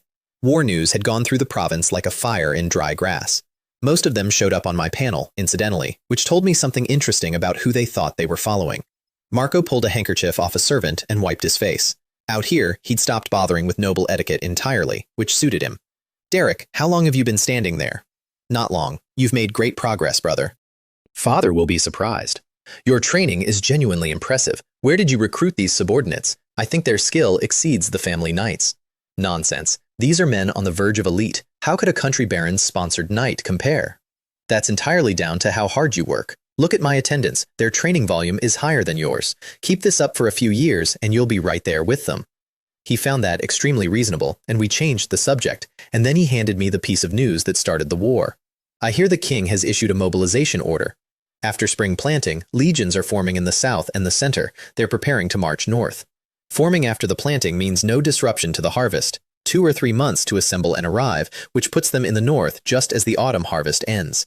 Enough time to launch, stabilize, and hold before the snow, and the barbarians can't counterattack in winter. The men running this were not fools. Nobody, including me, considered the possibility that we might lose. Since the fall of the Holy United Kingdom, the entire nobility of 3 countries has agreed on exactly one thing. The barbarians got lucky. They stole a chicken during a house fire. Now the three kingdoms have stabilized and reached a new balance, and everyone has quietly concluded that killing each other is too expensive. So all eyes turned north because the barbarians are sitting on a very large amount of land and a very large number of people. And for a nobleman, land is the foundation of everything. I could already see the shape of what was coming. Training, I said. Back to training. And I stopped caring whether I attracted attention. In that environment, nobody would have noticed a man raising an army in his own back garden. Weapon prices went vertical. Every noble son, merchant family, and ambitious townsman in the north started preparing. I'd stockpiled early, and it wasn't enough. The iron consumption is too high, Little True said, and complained for a solid 10 minutes. 10 times what we'd used before. Refined steel worse. A complete night's set, a few dozen kilos of finished metal, could eat close to 1,000 kilos of ore. Everything I had in reserve, plus everything House Ferreira had, was nowhere near enough, and I couldn't buy it, because the moment demand spiked, the families who controlled the veins deliberately tightened supply to squeeze the price. You can have all the gold in the world. If nobody sells, you can't spend it. House Ferreira has no mines and no smelting connections. We tried anyway. It didn't work. If all else fails, Simon said, and I watched a very specific light come on in his eyes. I'll take some men and rob them. I want to be honest. I considered it. Then I rejected it because the entire north was mobilizing. Army units were everywhere, and the kingdom's grip was tighter than it had been in 30 years. Even Lloyd had gone quiet. Bandits across the whole province had evaporated, terrified of becoming target practice. I'll make a list of every family that can supply ore, and I'll visit them one by one. The circle in the northern province is not large. Find a few intermediaries, and you can get an introduction to anyone. Whether the introduction achieves anything is a separate question, but getting in the room is enough. So I got in the room, over and over. The mine families were all very polite. One would offer a wagon a month. Another would offer 3 or 5 wagons, once, which is a courteous way of saying no. I ran a full circuit and solved nothing, and I didn't have much to trade with either. Weapons? Families that control mines are never short of smiths. War horses? I had too few to move the needle. No, if this continues, my entire inventory is gone in a month. I was one bad week away from doing something desperate when my father, who has seen a great deal more of this world than I have, pointed out the obvious. There aren't many families with mines, but there are more than you think. The big owners won't sell. The small ones will. With ore prices climbing, someone always sells. Beyond the fief nobility, there were merchants with court titles sitting on small deposits. Deposits that might run dry in a year or two. Variable quality. I wasn't picky. 1 or 2 wagons a month. I'd take it. And working down that list is how I found a brand new vein, and a family called Garcia, which is where we came in. So that's the Garcia story. A sword in a wall, a long ride home, and me telling my cousin to swallow it. I want to add one detail I left out at the start because it matters. The nobles I'd visited before that had all been polite. Every single one. And I'd assumed that was because I was a Knight of Perez, or because my name was Ferreira, or because we were all Northerners together. That was the day I found out it was none of those things. It was just that none of them had wanted anything from me yet. Take the halo away, and you see the face underneath. The Garcias weren't the first. They were the first who let me see it. I kept the list going. I met merchants who looked down their noses at a baron's son because ore had made them rich that season. I said nothing, and I wrote down every name. Just wait and see if I can squeeze every one of you out of business. By the time I got home, the ore shortage was mostly solved. Small suppliers, dozens of them, all of it wagon by wagon. Then training, relentless training. Next time, nobody talks to me like that. While the northern province was busy arming itself, a group of barbarians walked out of the northern waste and into the buffer zone. They were taller than the barbarians of our north, rougher features, brownish skin, pale green eyes. And this is the part that nobody had accounted for. Every single one of them had a weapon. Some had armor. Some were on tall horses. Their general looked south at the approaching farmland and laughed. Foolish Locrians. Do you think we're the same as we were 30 years ago? I'm going to be fair to myself here and also completely honest because this is the moment I got something badly wrong. Pride and prejudice hang over everybody, always. I'd just been on the receiving end of it from Harvey Garcia, capital contempt for a country knight, and I turned around and made the exact same mistake in the other direction. Everyone knew the barbarians were backward, ignorant, and stupid, and that the disaster 30 years ago only happened because they got lucky during a civil war. Then the three kingdoms were too busy killing each other to fix it. Maybe that was true 30 years ago, but what they took back then wasn't only land. It was people, a lot of people, and in 30 years, a full generation, they had built a rough, semi-feudal system, acquired real technical and military knowledge, and had a meaningful number of Lock Kingdom descendants working for them. Remoteness, a buffer zone, and prejudice meant nobody noticed. Even the nobles who traded with them personally still thought they were animals. I thought so too.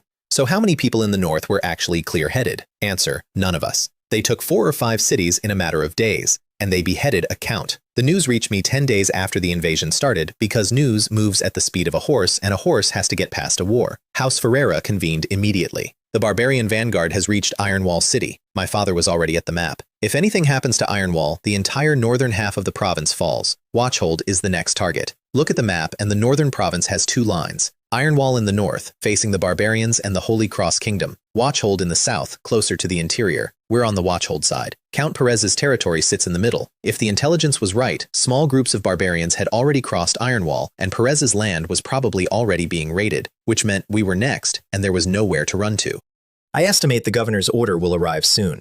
Standard practice: form a provisional legion locally and throw it at the front. And my father, who has actually fought in a war, had already worked out the important part. Guarding your own little territory is pointless. The only thing that buys the North time is Iron Wall holding. I'd had the whole ride to get my composure back, so I asked the only question that mattered. What's the situation in Iron Wall? Can it hold? I don't know. The current governor comes from a noble family and has no military achievements, which, in the mouth of a northern military noble, is roughly the strongest insult available. The Iron Lions are stationed there, 3,000 men, expanding recently, so who knows what the real number is. With the city guard and the nobles' private armies, they should hold, as long as they don't create their own problems. My father developed a headache in real time. I hadn't expected it to get this bad this fast, but I could also see, very clearly, an opportunity sitting in the middle of it. Whether Iron Wall holds or not, we prepare for both. Some people evacuate to the mountains immediately.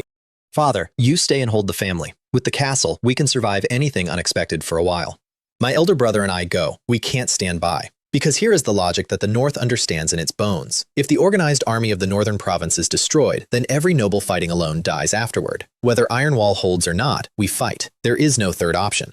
Derek is right, Father, Marco said. Our second brother is still in Iron Wall. We can't abandon him. And our fourth brother is at home. Sending him out first is the right call. Because even in the worst case, House Ferreira should not lose its line. And beyond the practical reasoning, there's the other thing. The people of the North watched what happened to the nobles who lost their land 30 years ago. Most of those families are simply gone. Name, honor, everything. Neither honor nor arithmetic let us back down. My father knew we were right. He was still deciding when the door came open. Your Excellency, orders from the governor. A general proclamation. By order of the Governor-General of the Northern Province, a provisional legion shall be formed.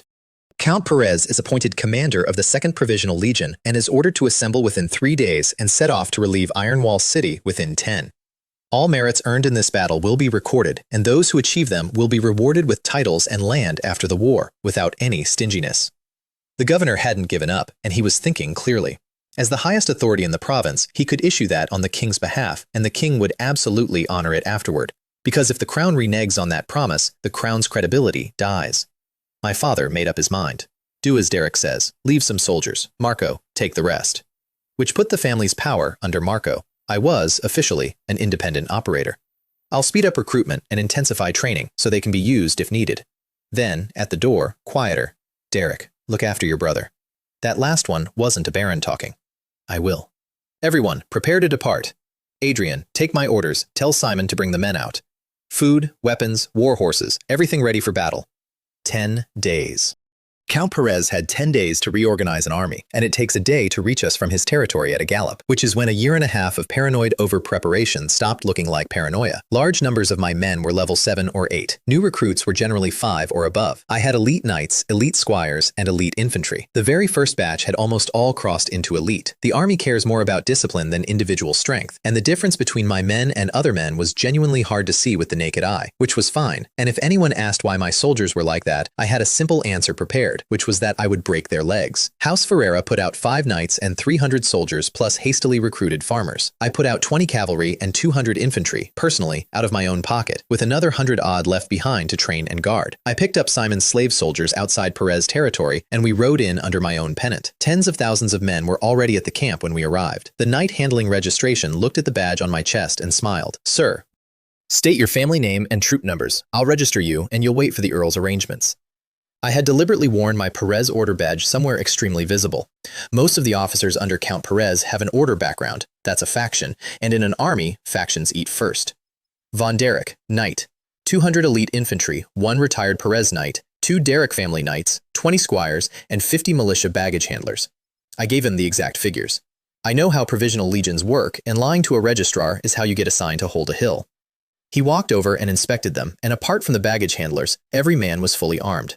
He spotted a squad of heavy infantry, and they were all large and armed to the teeth and standing like they'd done this before. Which was my little trick. I'd had them put on absolutely everything in advance. Knight, you clearly know the rules here, but if I may be bold, I've never heard of a Derek family. Senior, I come from House Ferreira. I've recently established a branch. I retired from the order a year and a half ago. I'd spotted the insignia on his chest and switched my form of address mid-sentence. because he was Perez too. He smiled, not remotely offended by the obvious flattery, and wrote everything down. Then he paused, thought, and added a line at the bottom. Note, Army Elite, well-equipped and highly trained. That register goes to Count Perez. Adding a line like that means putting your own name behind it. Nobody has to do that. He turned the book around so I could see it. My name is Cesar Erpin. If we have dealings in future, I'll arrange a better camp for you. I noticed. Of course I noticed. I'll keep that in mind, Senior Cesar. I moved in fast. My family sells war horses, weapons, and armor. If you need anything, come to me. That offer was not random. The registrar holds a lowly position with enormous power. He is the Legion commander's first line of sight over the entire army, and it's a post that only ever goes to a trusted man. Cesar was surprised. That kind of business isn't something ordinary people run. He decided he'd been away from the fief too long and knew too little about the local nobility. I've got it. I'm sure I'll need your help someday, Knight Derek, and he gave me a noticeably better campsite. I went looking for Marco afterward and found him in a worse one. As expected of Perez, he said envious. Being from the Order is good. This place is different from ours. I smiled and did not explain the mechanism. That night, Count Perez went through the register. This is the little secret only military nobles know. That book looks like paperwork, and it is actually the commander's entire information system. With tens of thousands of men, he cannot inspect anyone. He appoints officers off limited data, which means the register is the opportunity. Without someone writing a line in it, you don't even get a chance. He read for a while, then he shouted, Cesar, come here. What's the deal with this Von Derek? Because a northern count cannot know everyone, but a man with his power certainly knows who can field that many elites, and it is not a list with unfamiliar names on it. I have no recollection of any Derek. He had no problem with his men doing favors, for friendship or for money. But this was a line too far, and Cesar was not the type, so he wanted an explanation. Caesar looked up and grinned. Your Excellency, you can see for yourself tomorrow. I described it as fact, and I may have understated it. Knight Derek's men are genuinely elite, and he's from our order, House Ferreira. If Caesar was willing to say that out loud, then it was true. Move this kid up a bit tomorrow. I want to see him myself. Then the Earl smiled. If it's real, this little guy has quite the ambition. The parade was the next morning. A lot of merchants' sons and minor nobles turned up excited, because a provisional legion is a career ladder. Get an officer post here, serve out a stretch, and if you're lucky, you're a permanent officer afterward. For a man without connections, this is the only door there is. A small number of us knew the competition had begun the moment we walked into camp. There are maybe 7 or 8 real military families like Ferreira in the province, and they account for a fifth to a third of the legion's actual fighting power. Everything else is assorted nobles and middle-class sons. When they put me in the front row, I knew Caesar had delivered. Dead center, Count Perez's private army. Left, military nobles like House Ferreira. Right, first position, me. Everyone else stood at the back. I was never going to inherit House Ferreira's glory. That's Marcos. But with my own planning, I had no intention of ending up behind him. The Earl made his speech, promised post-war peerages, and started walking. It's simple, really. A commander walks the line and forms an impression of good and bad in about 4 seconds per unit. The military nobility looked solid, similar to us, 100 or 200 year-round, plus large rotating militia, decent standard. Pull them together and you have a real army. Push them and they'd field 1,000 men without complaint. Marco, after 2 months of my regimen, looked visibly better than his peers, and Count Perez noted it silently. He slowed at his own private army, because that's the gesture that maintains control of a legion. Then me. The difference is obvious at a glance. They looked more elite than his own household troops, and the equipment was outright better. Never mind the gear, training that many elites is not a thing that happens. Then he looked at the merchants' sons and minor nobles' guards, who could barely hold a straight line. He'd believed the register. Now he thought it had undersold me. Derek is from my order? He asked the men around him, and what he actually meant was how did somebody like that get away from me?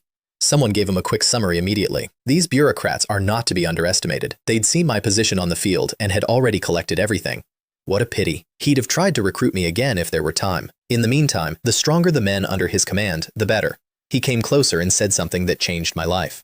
Sir Derek, I hear you completed your knight training with top marks. May I see it? I froze for half a second, and then I nearly laughed out loud. He was singling me out, in front of 10,000 men. That is not curiosity. That is a door being held open, and if I performed, there was a very good position on the other side of it. Yes, as you wish, Your Excellency. I stepped forward, fist to chest. How do I show off? I had an idea immediately. Put on your armor. My knights were already fully armed from the inspection, and here's the thing about that. Everyone had assumed it was decoration. Stand around in armor to look impressive during a review, and by the end of it, you'd be dying. They swung into the saddle like they'd just woken up from a nap. Count Perez had expected a sword form. He had not expected me to summon cavalry. His guards moved to block. He pushed straight through the wall of them. Make way. Knight Derek came from our order. Don't worry. That is a genuinely well-chosen sentence, and I noted it because the old man knows exactly how to buy a room. I mounted. My brown warhorse, superior grade, stood absolutely still, muscle stacked on muscle. Charge. Stillness to full speed. That transition alone tells a professional everything about both horse and rider. Throw spears. My short spear went down, and a cluster of spears landed inside a half-meter of it. 3 rounds, racing back and forth, not one deviation. While the crowd was still recovering, my riders reformed. Raise lances. Charge. Then dispersal into skirmish, then pursuit, then formation changes, both cavalry groups running at the absolute ceiling of what this era's cavalry can do. Some very confident young men in that crowd had a bad morning. Is this what real military aristocracy looks like? How are we supposed to compete? And the Earl was having the same thought from the other direction. He knew his own knights couldn't do that. Every man out there deserved to be called a titled knight. How did you train them to do that? Can any of you do it? His knights shook their heads awkwardly. Some of them could. Bringing their own men along, different story entirely. We came back to the start and everyone dismounted and every single rider had plenty left. Brilliant. Absolutely brilliant. I thought I was watching His Majesty's Guard. Then, immediately, without any transition at all, is Knight Derek married yet? I said, huh? I genuinely said that out loud. I thought you were complimenting me, and it turns out you're matchmaking. Count Perez had said it on impulse and realized his mistake about a second after I did, and he covered it with something much better. With that skill, you're good enough to be a chiliarch. A chiliarch commands 1,000 men. It sounds ordinary. It is a mid to senior officer of a legion, and there were exactly 10 of them in the entire 2nd Provisional Legion of the Northern Province. Those 10 posts were spoken for. Officers under the Earl, barons who turned up in person and therefore had to be given something, officers from nearby cities, military nobles like Marco Land, somewhere between centurion and 500-man commander, and the Earl, in a moment of excitement, had just promised one of the 10 to an honorary knight. That was going to cause problems. For me, the benefits outweighed them enormously. The Earl realized what he'd done about 10 seconds later and left rather quickly. Then he had a very honest conversation with his inner circle. An honorary knight is too much for a chiliarch. He isn't even qualified for a 500 command. It'll cause controversy. Which is correct. In an army, nobles receive preferential treatment as a matter of custom. An honorary knight tops out at centurion. Even in a provisional legion, given the men I'd brought, they'd have made me a centurion commanding my own oversized private force, and some people would have made me a standard bearer and let me swallow it. Ability and merit can raise a commoner, but the kingdom is rarely stingy with a centurion post for an honorary knight, so people would object. He hesitated, thinking 500 was defensible. Then someone argued the other way. Give him more men and the title. It'll boost morale. We're about to fight the barbarians, and we need to show people that the latter works. Spend a fortune on a horse's bones, and everyone gets hope. They were still going back and forth when Caesar spoke up. Count, the Knights of Derek came from our order, and the 2nd Legion is only a temporary formation at present. Count Perez understood instantly, and this is the actual political logic, so pay attention. The 2nd Legion was assembled by the governor, and its future is uncertain. It will almost certainly be reorganized after the barbarians are driven off, and then reorganized again for the war that follows. Which means the weight of a chiliarch title right now is much lower than it looks. But when a provisional legion gets formalized, its officers are never simply dismissed. They get used at a lower rank, which is a substantial advantage. And Derek comes from the Perez order. He carries the Earl's factional mark, whether he likes it or not. So, the Earl needs to deepen that relationship anyway, both to compete for command of the eventual permanent legion and as a straight investment. And best of all, it's a temporary, conditional political resource, and he's spending the kingdom's budget to buy a personal favor. Where else do you find a deal like that? Count Perez signed the appointment without further discussion. Tell that kid to do a good job and not embarrass me, chiliarch, plus 500 soldiers and 300 farmers to fill the ranks. The rest, I figure out myself. Yes, sir, I'll let him know the Count's generosity, Caesar said. Because the Earl had spent political capital, and if I didn't know he'd spent it, the entire investment was wasted. Caesar came in person with the letter, congratulated me, and casually described the argument at the Earl's tent. Luckily you come from our order, otherwise there'd have been more opposition and this wouldn't have fallen to you. Work hard. After we beat the barbarians, the war will continue and the 2nd Legion will be formalized. Even if you don't hold the 500, or you perform brilliantly and get reassigned, you'll be somewhere. That's inside knowledge. I did not have it. Caesar also mentioned, almost in passing, that without the invasion, I'd probably have been a centurion by the time the army formalized, and only because I'd brought 200 men. So we should thank the barbarians for this, he said. I understood exactly what he meant. What was a casual remark for him was a different life for me. It is entirely normal to expect something in return for a favor, and I like friends who are that direct. Speak up for me, bring me benefits, and I will make it worth your while. So I went to the stables and took out one of only 3 superior grade warhorses I owned. Warhorse, Northern. Quality, superior. Outstanding endurance, load-bearing, explosive, capable of carrying heavy armor. A resource that simply is not available on the market. Brother Caesar, I won't say much more. Thank you for your help. I have no way to express it, so this warhorse is for you. I called him brother, and I handed him something that, in modern terms, is a luxury car. Even serving under Count Perez, Cesar would need several years of salary without eating to afford that, and he still wouldn't have the connections to buy one.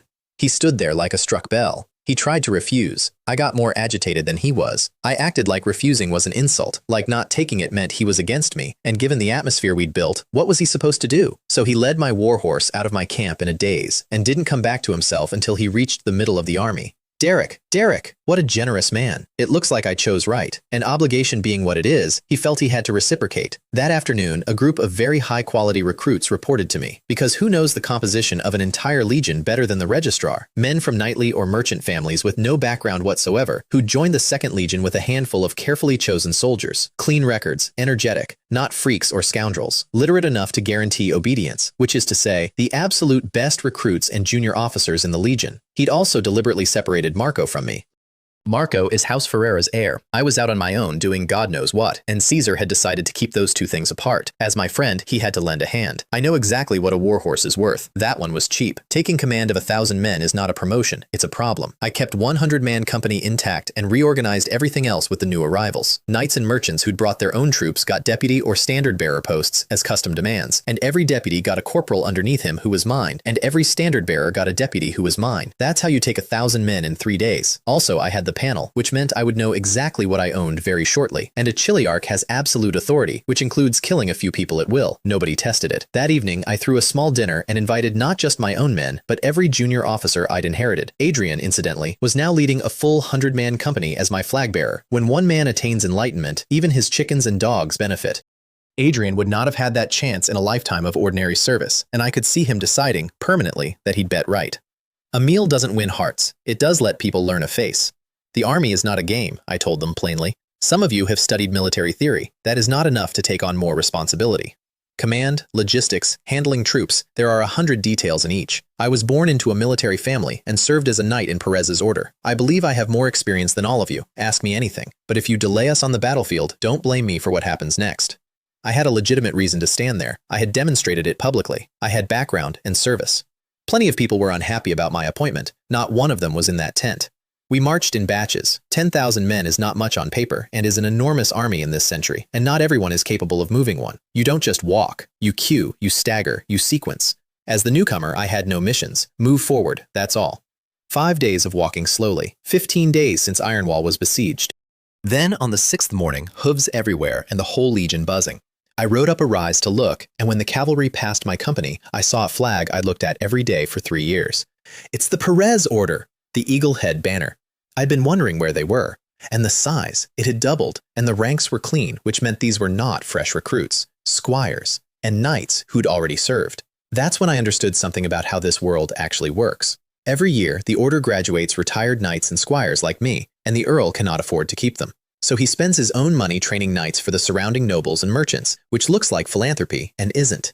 Because when he needs men, one call brings them all back, with their own horses, with their own weapons. Men who completed the full training and then went out and survived alone for years. Assembled, they are a genuinely frightening knight order. And the second they arrived, the entire 2nd Legion accelerated. Not chaotically, cleanly. The chiliarchs had all gained initial control, the new men had adapted to the rhythm, and the whole thing tightened up like a fist. Give this legion 2 or 3 more fights and it becomes a real army. He truly deserves to be called a veteran, I said, when I found out the acceleration was entirely the Earl's doing. Nothing looked like it changed. He'd completed an integration through a dozen small adjustments, and that was possible only because he had a real officer corps. Send a court noble to do that, and he wouldn't be able to find his own head. That evening, the senior officers gathered in Count Perez's tent, and a map of the entire northern province hung in the middle of it, marked down to individual villages. I met Knight Croya there. We nodded at each other. He looked extremely surprised to see me standing in that particular room. Gentlemen, Ironwall is just ahead. Our scouts confirm the barbarian army has already crossed it. We will meet them soon. Instant silence. What's the current situation in Ironwall? Its fate is our fate. Our governor has held it. There shouldn't be any problem for the time being. Everybody exhaled. Then the Earl looked around the tent and changed his voice. 2 missions. Our 2nd Legion has only 2 missions. First, drive the barbarians out. Second, avenge Chris Jeffries. Avenge the Earl. Because Jeffries was the other count of the northern province, and the barbarians took his head in a surprise attack that went far too smoothly. They knew exactly where he was. Everyone in that tent knew there was a traitor. Catching him was not our job. The Jeffries family has offered a reward, a baron's domain, to whoever avenges the earl. I have never heard a room breathe like that. There are fewer than 20 real barons in the entire northern province. Whoever takes that reward founds a house. Forget reputation and merit. That is a dynasty, handed out as a bounty. Count Perez was very satisfied with the effect, and it was a genuinely difficult task, because the man who killed Jeffries was the commander of the entire barbarian army. Anyone who managed it would get far more than a barony. The king would have to be spectacular about it. He'd got what he wanted, so he moved straight to assignments. The order comes with me. We deal with the barbarian main force. Then, region by region, unit by unit. The 10,000th company clean up this area. Within 10 days, I want the barbarians driven north of Ironwall. Anyone who fails, I remove. And each company sends me 2 reports a day. I need to know where you are so I can assemble you at any moment. He kept a reserve for himself, which meant if the barbarians did something unexpected, he could respond calmly and turn it into a real battle.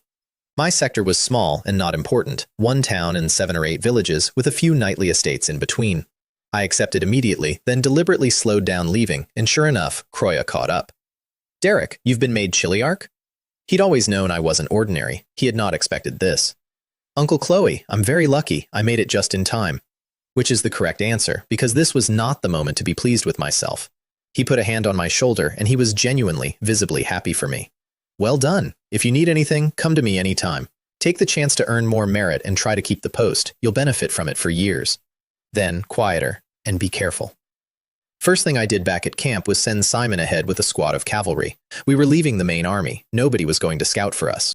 A 1,000-man company is a complete military unit capable of independent operations, which also makes it a genuine test of a commander. I didn't feel it yet because I had spent 2 years building deputies specifically so I wouldn't. The situation in my sector was better than expected, only small groups. The 1 town had been attacked and lost some militia. The villages had resisted hard. The barbarians killed some people and took some food and property and achieved very little, which we owe entirely to the king's mobilization order. Militia had been drilling everywhere for months. They can't fight an army. They can absolutely make a raiding party's day expensive. I camped outside the town and refused the garrison commander's invitation to come inside. I hadn't come here to hide behind a wall. The town would be safe, and I would be finished. The Earl's intent was obvious: divide by region, advance step by step, extract Ironwall from its situation. Sitting still is suicide. Simon came back fast. In our sector, 4 or 5 barbarian units, no more than 200 men total. They've hit several villages and they're roaming. His riders were good enough to get close and map their movements, which is not a thing scouts normally manage. Their purpose is plunder and harassment. The moment they hear we've arrived, they'll leave. Cavalry, ready. Adrian, take temporary command and bring the elite 100 at a rapid march. I was gambling that they were about to run, and even if I was wrong, knights who can come and go freely aren't in danger. Worst case, a wasted trip. I was right. And the reason I was right is worth understanding. The barbarians hadn't crossed Ironwall for military reasons. Their kingdom has spent 30 years reforming and still runs on a tribal chieftain system underneath, and most of the invading force was warriors provided by individual tribes. Their determination has to keep those chiefs happy. Sending small groups across to sweep and loot was how we paid them. It also delayed our reinforcements, which was a bonus, but they'd badly underestimated the siege. Ironwall has spent recent decades worried about the Holy Cross Kingdom, not commerce, which means it's built as a fortress rather than a market. That single design decision saved the northern province. 2 weeks of siege, no progress, and the raiders knew exactly what they were. The moment they saw my main force, they linked up and prepared to withdraw. They'd only fight the Locke main force with proper numbers. Half a month had been enough for them to learn something too. The nobles of the northern province have not degenerated to the point of being unable to hold a sword. Quite the opposite. Northern nobles are meaner than wolves. They pulled back on a prearranged plan, with plenty of mules and horses laid on for exactly this moment. They weren't worried because large forces move slowly, and a small force chasing them, then it's genuinely unclear who is hunting whom. In the Locke Kingdom, the army are wolves and the barbarians are lions. We caught their scouts about a dozen miles out. Simon took 3 or 4 riders and ran one down, and I climbed a rise to get my first proper look at a barbarian soldier. The fact that they send scouts that far out means they have a complete military organization. This is not a rabble. Also, that scout is an excellent rider, and they're a full size bigger than us. Everyone has been too optimistic. My heart sank a little. I'd walked in expecting an easy dungeon and found a boss. Then again, no matter how good that scout was, he was being chased by elite knights, and Simon put him off his horse shortly after. Hang them up, rest in shifts. I want every barbarian scout too afraid to move, so their army goes blind. 20-odd riders cannot normally do that. cavalry is fast, and my infantry was a long way behind, so if they simply marched, they'd open the gap and vanish. So I split the riders in two and took turns dangling off their column. Swagger up, make a show of attacking. If their cavalry comes out, retreat. If they try to leave, provoke again. A few rounds of that, and the barbarians lost their temper. Let me take a group and teach them a lesson. Give me all the cavalry. I'll wipe out these despicable Locrians. A big man, a junior leader, and not a pushover. Pooled together, the barbarian units had at least 40 or 50 riders, nearly double our pursuit. And they'd watched Lot cavalry all week and found them no stronger than themselves, slightly weaker one-on-one. The other leaders thought about being harassed for another 3 days and handed over their horsemen, 52 riders total. So when Simon came in to harass them again, all 52 came out at once, and they were not interested in driving him off. They wanted the entire squad. Simon disengaged immediately, and they came after him hard. And I was already up, on the other side, with the second group. Brothers, the chance to make a name for yourselves has arrived. Better they chase us than cower. Small elite strikes now, cripple their cavalry now, because otherwise, in the real fight, either we mass our own cavalry for a charge, or they mass theirs for a breakout, and both of those cost me infantry. Resolve it early. Fewer of my men die. Everyone had trained for years for exactly this. And now that it was here, every knight mounted up and went absolutely calm. Go around, go around. Simon curved out wide and looped back toward me, and because he did, the barbarian cavalry tilted their formation slightly to follow and exposed a piece of their flank. They probably didn't believe 10 riders would turn and charge 50. Then they saw it happen. Northern war horses accelerating. Heavy hooves, mail ringing, stillness to full speed in a few seconds, which is a thing that takes years. They noticed us with enough time to be alarmed and not enough time to fix it. To their credit, they managed to turn. They were competent, even unfamiliar with each other. I was faster. I went into the only gap and we came through the back of them. Armored cavalry completes a penetration very quickly, more than a dozen riders down in a handful of seconds. Even in a loose formation, casualties like that are unacceptable. And they noticed something else. This squad wasn't the harassing group. This squad's horses were armored. That was the plan. Simon and I ran 2 teams. Whichever team was harassing went light. Whichever team was resting put on armor and waited. We annihilated their cavalry in one pass. Then Simon circled and hit them again while they were still trying to reorganize, and some of them had turned to face me and got taken from behind. We linked up. 20-odd riders, mostly intact. Charge! They managed one weak counterattack and collapsed. A dozen or so made it back to their column, and their infantry could not believe what they were looking at.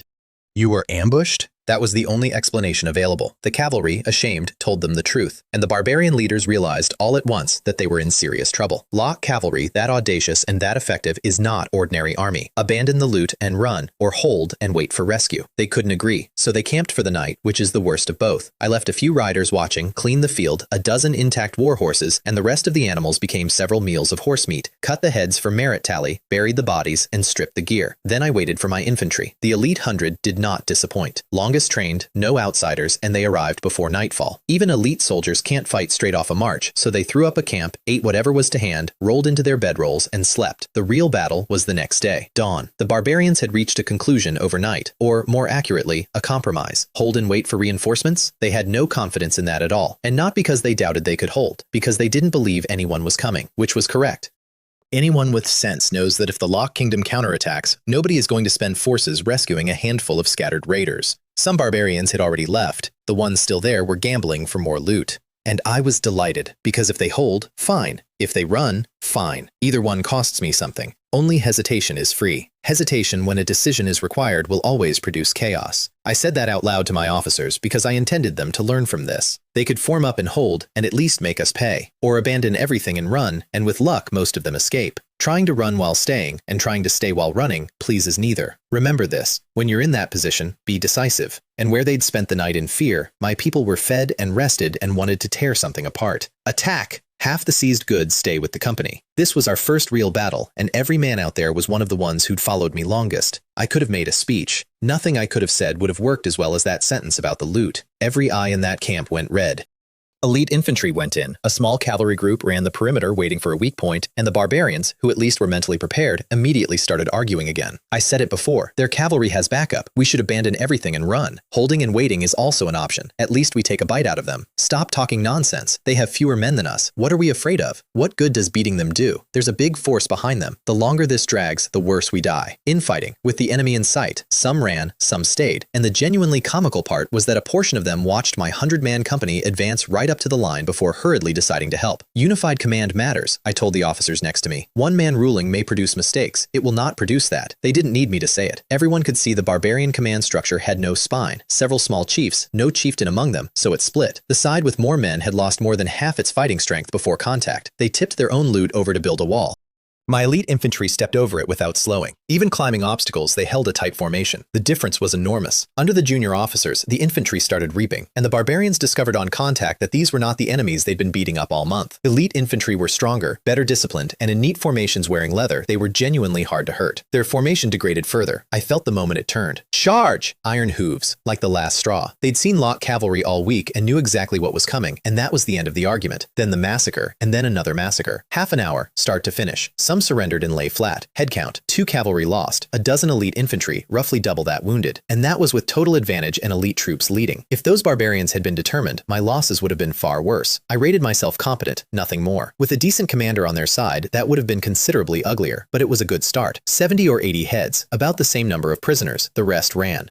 I had no idea how the other companies were doing, and I suspected my speed was near the top. The messenger had already gone, and I was already thinking about pushing further, which carried an obvious risk. Stand out too much, get separated from the legion, become a thorn the barbarians decide to remove. I thought about it for a while, then I decided to keep going. How do you stand out if you don't stand out? To put it bluntly, this is risking men's lives for my future. I'd like to be honest about that, because I don't think dressing it up makes it better. Count Perez, meanwhile, had not built serious camps, because he never intended to stay. He'd drawn 3 horizontal lines on the map. Past the last one is Iron Wall. In 10 days, at most 10 days, we concentrate and attack the barbarian main force. Because if he dragged it out, Iron Wall would not hold. His plan was to use these 10 days to pull the barbarian army into moving, then find an opening. And the 1st Legion of the Northern Province was almost there. 2 legions together could actually fight. Worst case, force a withdrawal. Ugly, useless for morale, but survivable. He wanted one more try. Then a messenger arrived.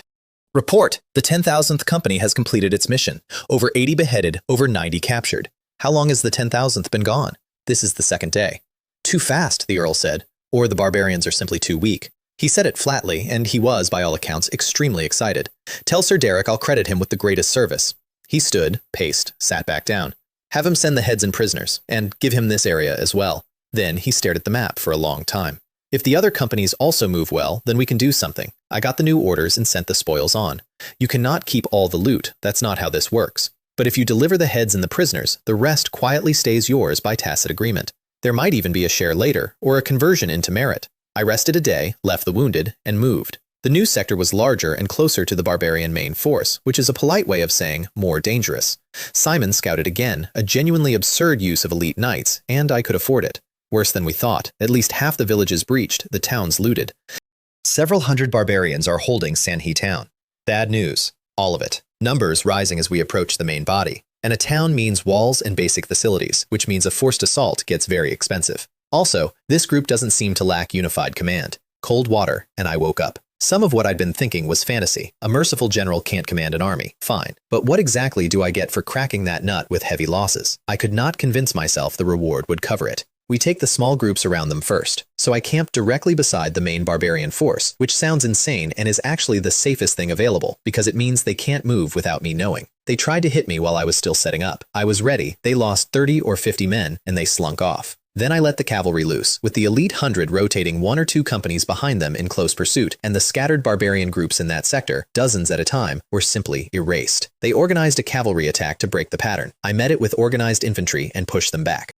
Both sides traded some men and learned something about each other. Where did these army soldiers come from? Said their commander, a man named Donnick, standing on his little plank wall. Why are they so much fiercer than the ones we've met before? If he hadn't fought several engagements and gained nothing, he'd have come out. He was a small tribe's chieftain who'd been given a barony by the barbarian king and still ran everything on tribal lines, which is exactly his problem. Organized by tribe, his warriors are more cohesive, and as chieftain, he cannot afford to lose too many of them or another tribe swallows his. The president's order is to delay the Locrians. We don't need to leave town. He told himself that, and of course, he'd never admit he was afraid. So while he sat, I crossed the defense line and pushed toward Ironwall. 3 days' ride north from there. Their main army was very close. More barbarians, more captured towns, no major